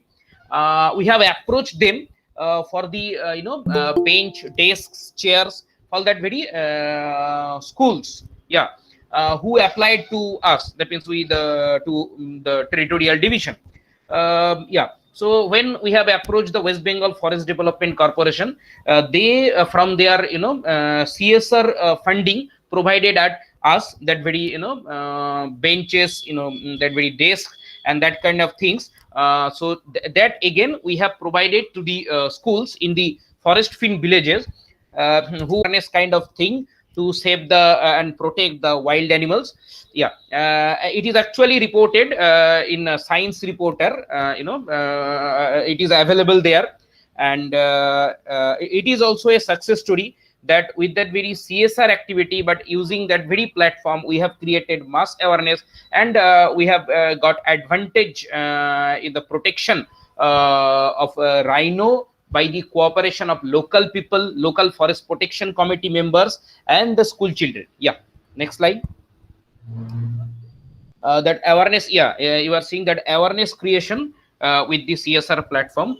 So actually through the whole the case studies, what I want to communicate, that most of the time that the situation conflict arises. Veterinarian for old and senile animals and for young ones of the zoo. Next is the horticulture department. It is headed by a horticulture or gardens superintendent, and the main role is plantation of species specific varieties in their enclosures. When zoo was started in 1959, the concept was the continent type. So at that time animals were brought from all continent of the world, and accordingly plants also brought from all continents, as they found in their natural habitat to provide them naturalistic environment. So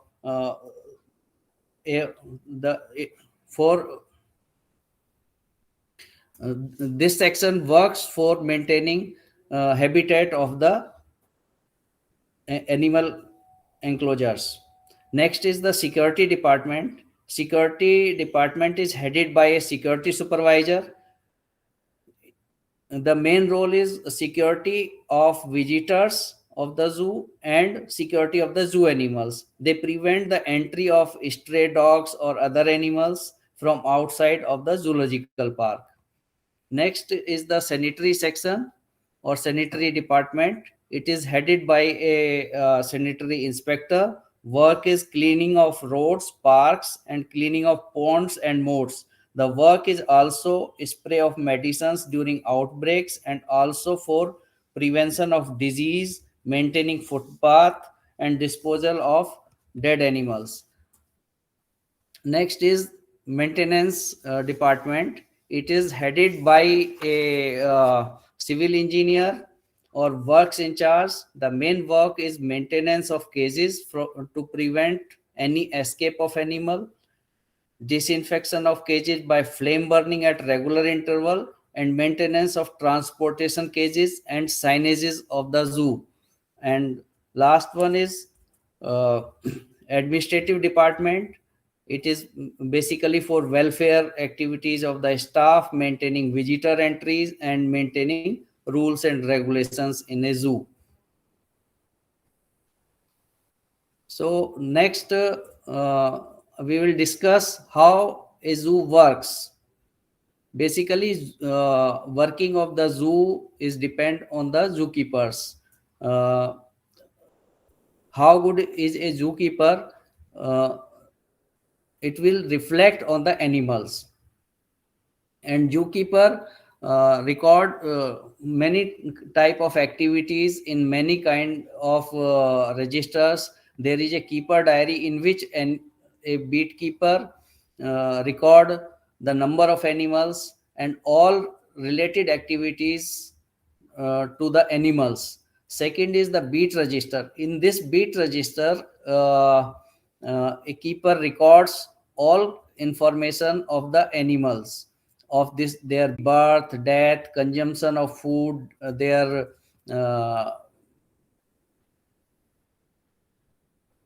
any injury or any change in behavior of animals.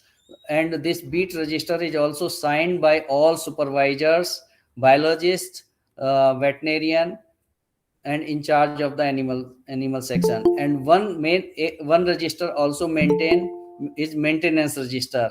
In this register, every day they record any kind of maintenance regarding work of their beat. After that, animal supervisors and head keepers and zoo rangers, they visit all the beats and make opening of the zoo within 2 hours.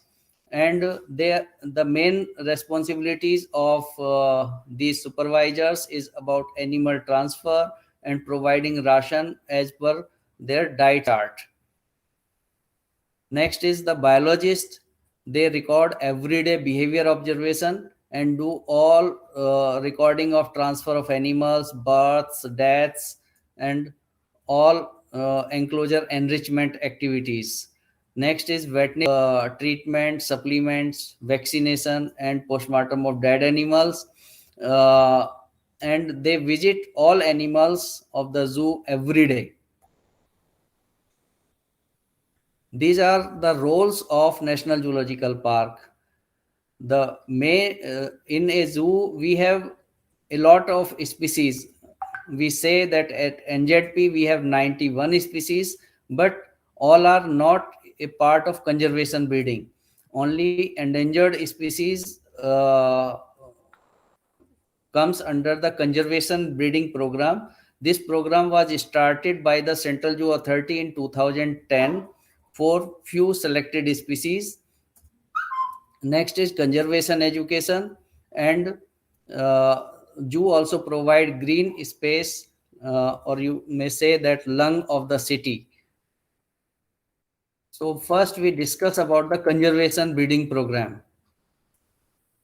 National Zoological Park is participating zoo for conservation breeding program of Royal Bengal tiger, Sangai, Asiatic lion, one-horned rhino, and red jungle fowl.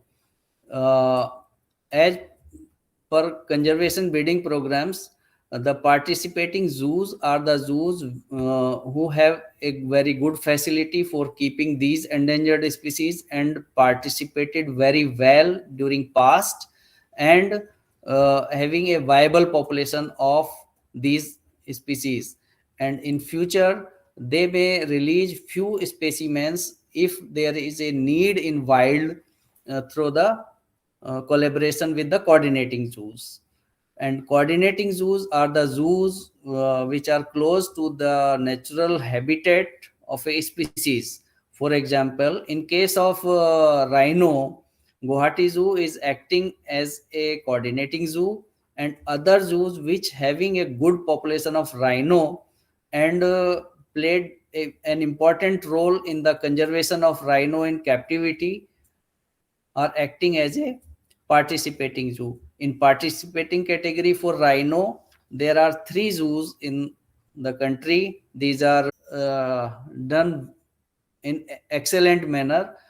At present, we have a population of 75 adults, and this year we have 7 fawns till now, and more than 100 animals have been given to other zoos of the country in last 50 years as a gift or under animal exchange program. So Sangai deer is also a logo of National Zoological Park.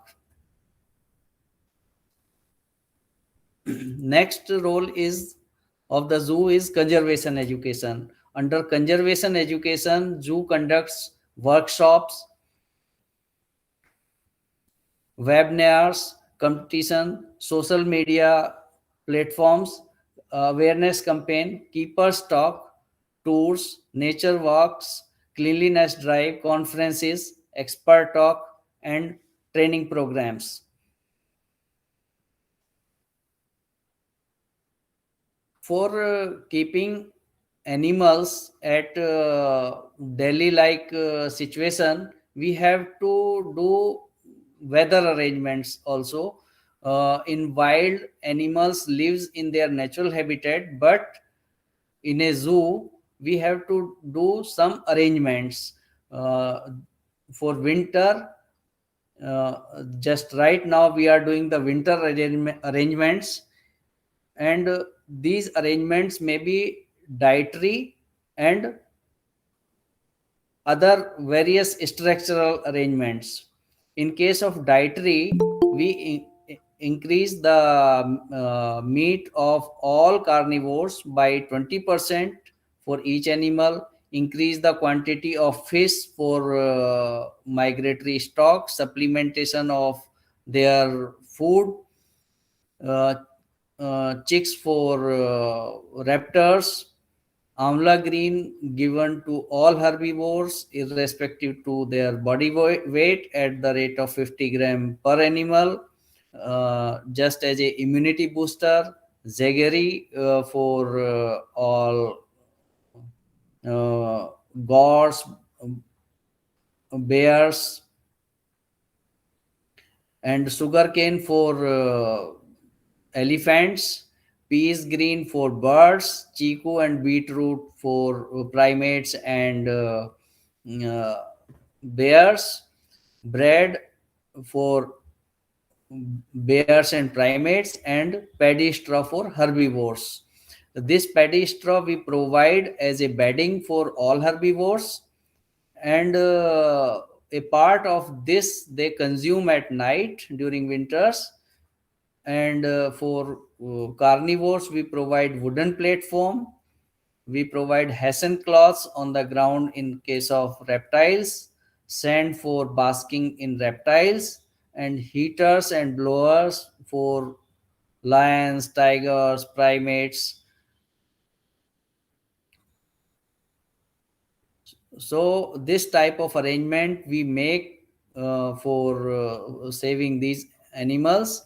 And in case of reptiles, we have to do most many type of arrangement. We provide them baskets with blankets, and paddy straw, hessian cloth on the floor, and close all the ventilators in their houses.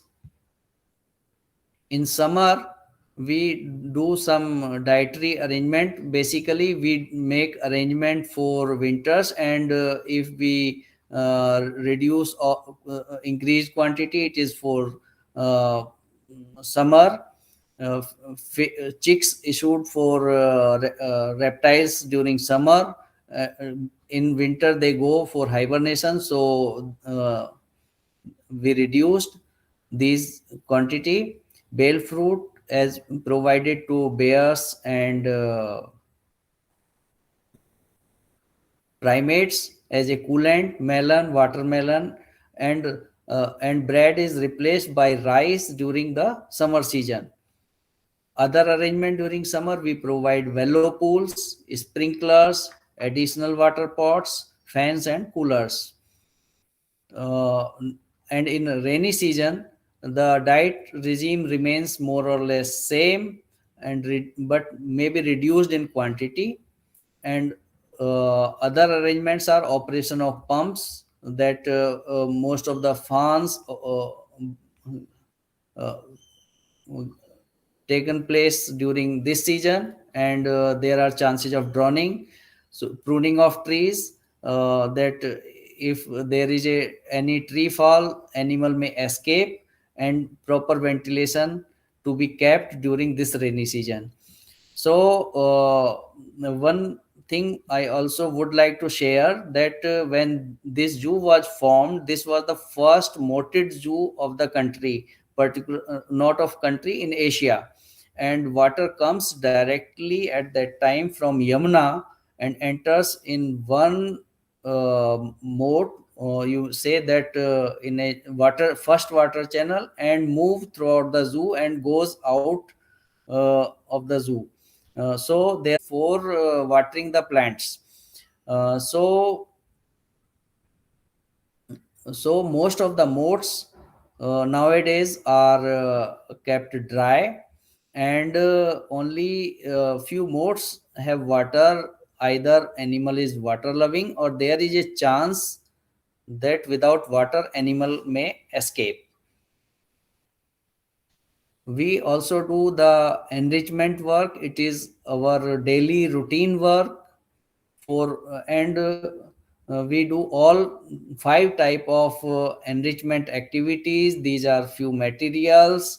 We provide wooden logs, hessian bags, and we provide hidden food for bears, ropes for their enrichment, food for herbivores, so that they remains engaged and utilize the complete arena of the enclosure.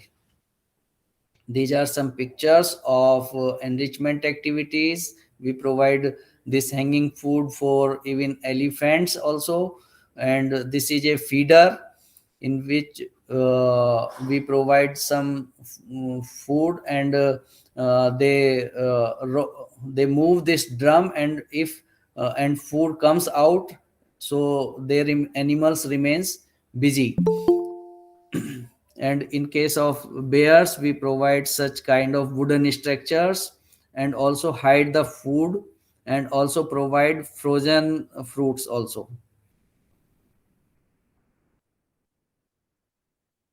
Few new initiatives nowadays are we are making all records in zoological information management system, including medical record of animals. Nowadays we are recording in gym software. It is a very good software, and we can search historic events also, and in most of the animals we have entered the data since 1962 to till date. So it is very important tool for zoo management, and we are procuring latest technology devices for better upkeep of animals, like ultrasound machine, X-ray machine, and blood analyzer and urine analyzer. And we also engaging and encouraging interns and volunteers to come in the to come for zoo management and other activities for research purpose and behavioral activities. These are few routine activities that happens in the zoo. This is a picture of intensive disinfection drive managing during COVID and avian influenza. This is this is a picture of training program, capacity building of staff, that how we can capture a deer or antelope with stress-free environment. All animals of the zoo are under CCTV surveillance, and we do animal exchange to change the bloodline for to maintaining genetic heterozygosity. And research section works by signing MOUs with the universities. We have MOU with Delhi University and MIT University. And for veterinary science, we have also collaboration with Hisar University and Mathura Veterinary College. And there is a quick response team, and all facilities they have for any happening. Suppose there is any animal escape or visitor fell into the animal enclosure, so our staff is equipped with all equipments. And nowadays these are few ongoing program. Nowadays we are making a photo book of animals, and we are documenting insect biodiversity of NZP through citizen science. In this, any citizen can, whenever comes to the zoo, they can click a picture of any insect and share it on social media or mail it to the zoo. We are documenting enrichment plan for the zoo and also making the SOP for animal transfer. Thank you. Thank you, Dr. Manoj. Thank you very much for so nice talk. I request my friend, co-chair, Dr. S.R. Ganesh. Dr. Ganesh, hello? Is he present?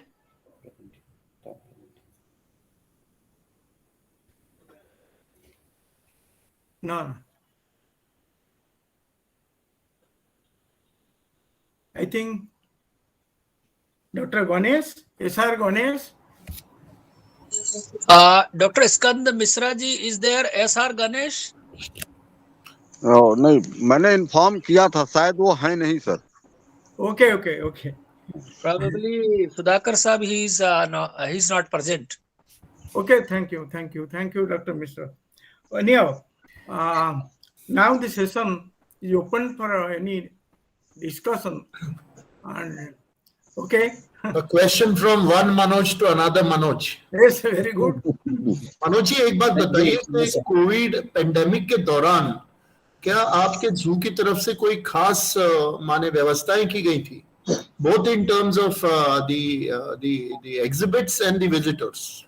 Definitely zoo was closed for visitors, and entry of vehicle was banned.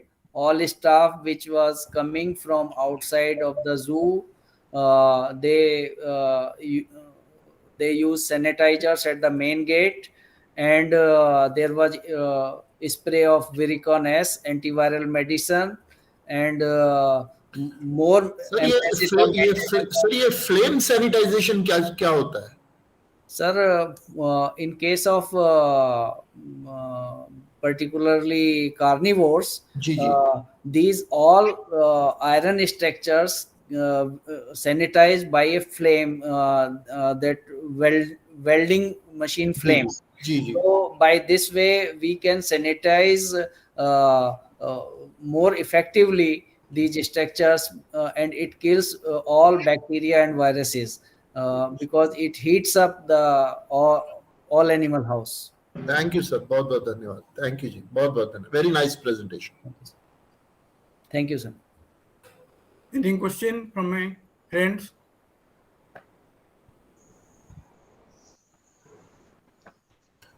Mishra ji निकल गए हैं sir college से. नहीं sir, college में ही है. Outdoor में आ गए. Outdoor में आ गए. चलिए ठीक है ठीक है. हाँ बाहर वहाँ पे I can see it's very dark out there. हाँ सर, लाइट अभी माने बंद है sir. That is what. Any question? Mishra ji, it is because of late. I think only now we have 10 participants. Only we have 10. No sir, 18. 18. No, 18. I see only 10. Okay ji, okay. चलिए. I think a big clap to us, Chairman sir. We waited till the end with a lot of interest. I think Ravi Shankar sir should have some question. Yes. Dr. Ravi Shankar sir. Kindly add something. Kindly add. Yeah. Good evening. Very we good are becoming more active in the evening. Thank you. It was a very good presentation because we all look at zoos and go to zoo, observe something and come. But how it is organized, and that is what very true. Particularly children, and it was done in a very methodical way. I greatly appreciate Dr. Manoj Kumar ji. What I have is that because given the COVID situation now, we are also hearing that it is a peculiar thing in the past more than 2 years. The virus, the virulent virus that is affecting human beings are affecting them. We hear in the media, and of course, I don't much trust the social media, but the national responsible media we see. But sometimes the COVID virus, coronavirus has affected some of the animals in zoos. What is the fatalities nationally, and how alarming the situation is, and how it has been taken care of, and what is the status now? Manoj Kumar ji, Ravishankar sir ने जो पूछा उसी के सिलसिले में एक छोटा सा sir. Zooanthroponosis is an established domain, just like zoonosis, when we acquire it from the animals. The reverse is also possible. That is called zooanthroponosis. Definitely. So has there been a case like that with your establishment? No, till now it has not. Thank God. अच्छी बात है. I think Dr. Ravi Shankar's question you need to respond. Yes. Dr. Manoj, just to give reply to the question. Please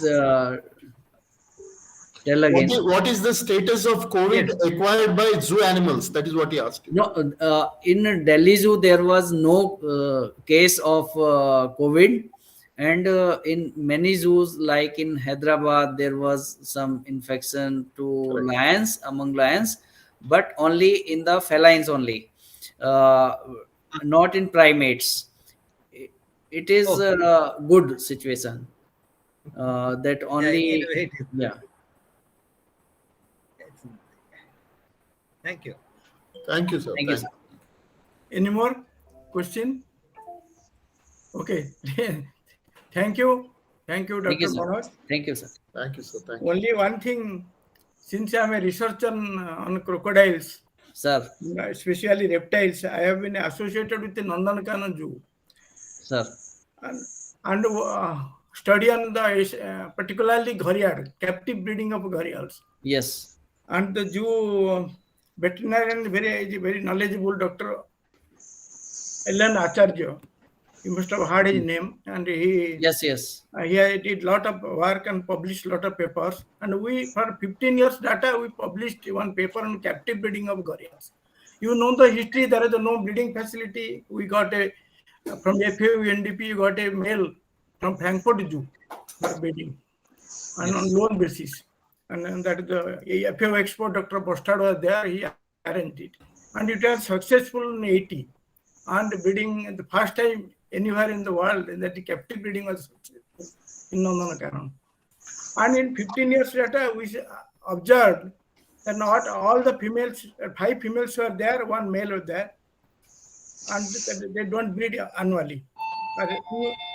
We get 2 females, they lay eggs, 3 females another year, like that. Not all females. And that zoo management, and from that overall, it is so tough job. And there are so many factors are responsible. The animal, they vary, so many species, their requirement is different, their accommodation facilities different, breeding facilities different, so food is different, so many things. And unfortunately, we got about 15 males from the and all the, and due to this problem, few males they died. Very good males, they died gharials. And another thing, I was in charge of a crocodile center in Bhitarkania National Park, estuarine crocodile rear and rehabilitation center. We are once upon a time we are rearing 1,000 estuarine crocodiles in captivity, young ones for release purpose. Once they are 3 years old, we can go for release them. And I have been observing, because I was in charge of that as a researcher, so tough a job to manage the feeding requirement. The winter season is tough. Hot summer, if you keep animals, in particular reptiles, they will die. So you will be very careful. And another thing I have done is capsule course in zoo management in Wildlife Extension College, Cambridge, and also zoo management in Dehradun, the Wildlife Institute of India, capsule course. And there the focus was zoo man management. The man management is the most important factor for zoo. When you have to manage your own people in the zoo, you have to manage the outsider, tourists and politicians and so many people. So that, and how to manage the zoo, and a zoo keeper are their main people who look after the zoo, and they are very knowledgeable. That is why on other zoos outside the country, they give much importance to zookeepers. They are quite educated. I had been to Singapore Zoo and Malaysian Zoo, and I have seen they are quite educated, and they are well paid also.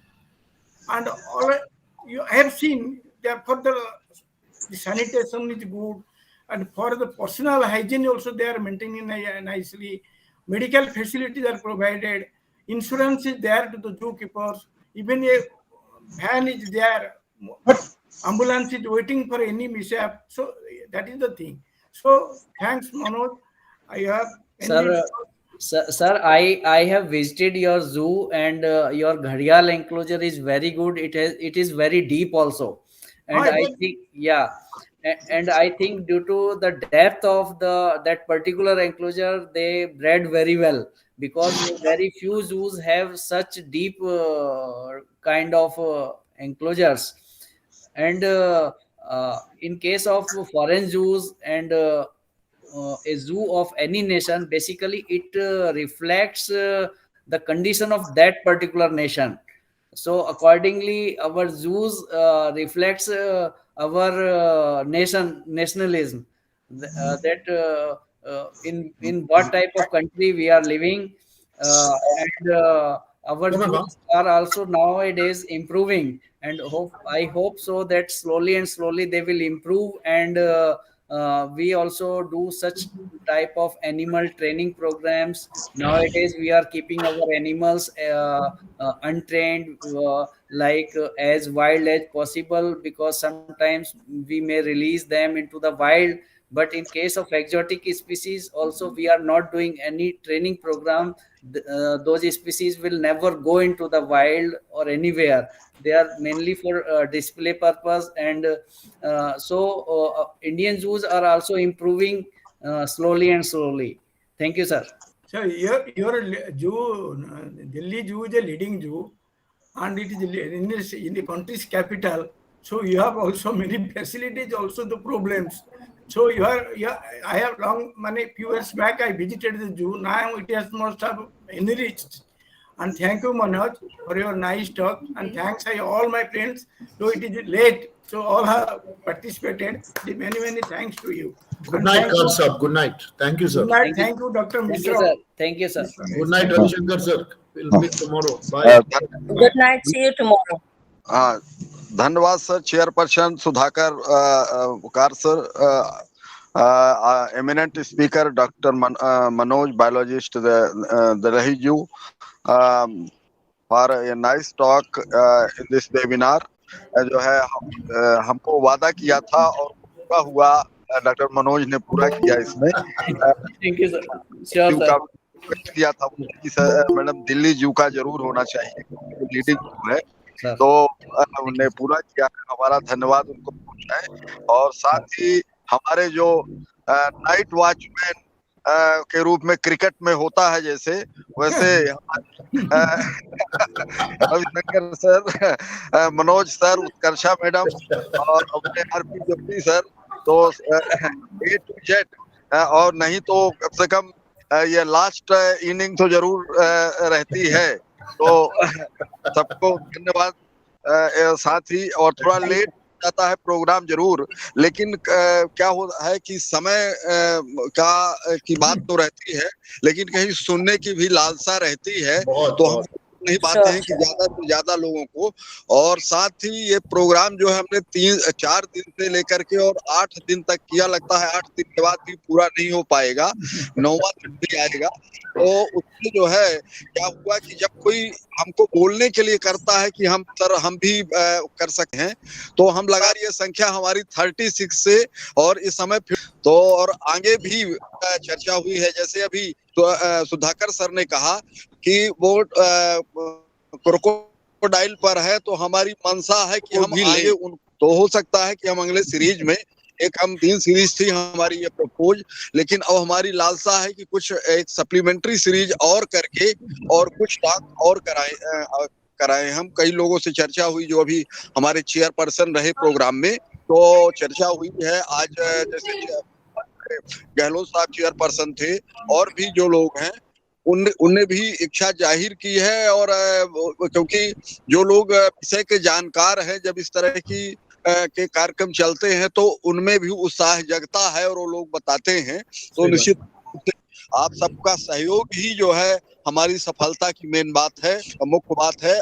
और हर स्तर पे सहयोग आप लोगों का मिला है निश्चित रूप से, और मैं सभी को धन्यवाद देता हूं। और मैं तो कभी दिल्ली आऊंगा बीच में, क्योंकि मेरा बालक वहां रहता है, तो मैं कभी आता हूं दिल्ली तो मैं जरूर मिलूंगा। हालांकि अमिताभ जी हमारे मित्र रहे, आपके डायरेक्टर रहे हैं अमिताभ सर, तो वो भी हमारे मित्र थे। हमारे रीवा में कॉलेज के सामने ही रहते थे। उनकी मैडम जो है हमारे अंडर बायोटेक्नोलॉजी पढ़ाती थी हमारे कॉलेज में। तो बहुत अच्छा है दिल्ली जू का, तो और भी अच्छा है। अभी वो शायद SFRI में डायरेक्टर होके आ गए हैं, MPSRI में। अभी चर्चा हुई उनसे। तो सबको धन्यवाद एक बार पुनः। और आज का कार्यक्रम यही, कल अपन 11:15 पर फिर से मिलेंगे। थैंक यू, शुभरात्रि और बहुत धन्यवाद। थैंक यू, धन्यवाद, शुभरात्रि। Thank you, thank you, good night, good night. Good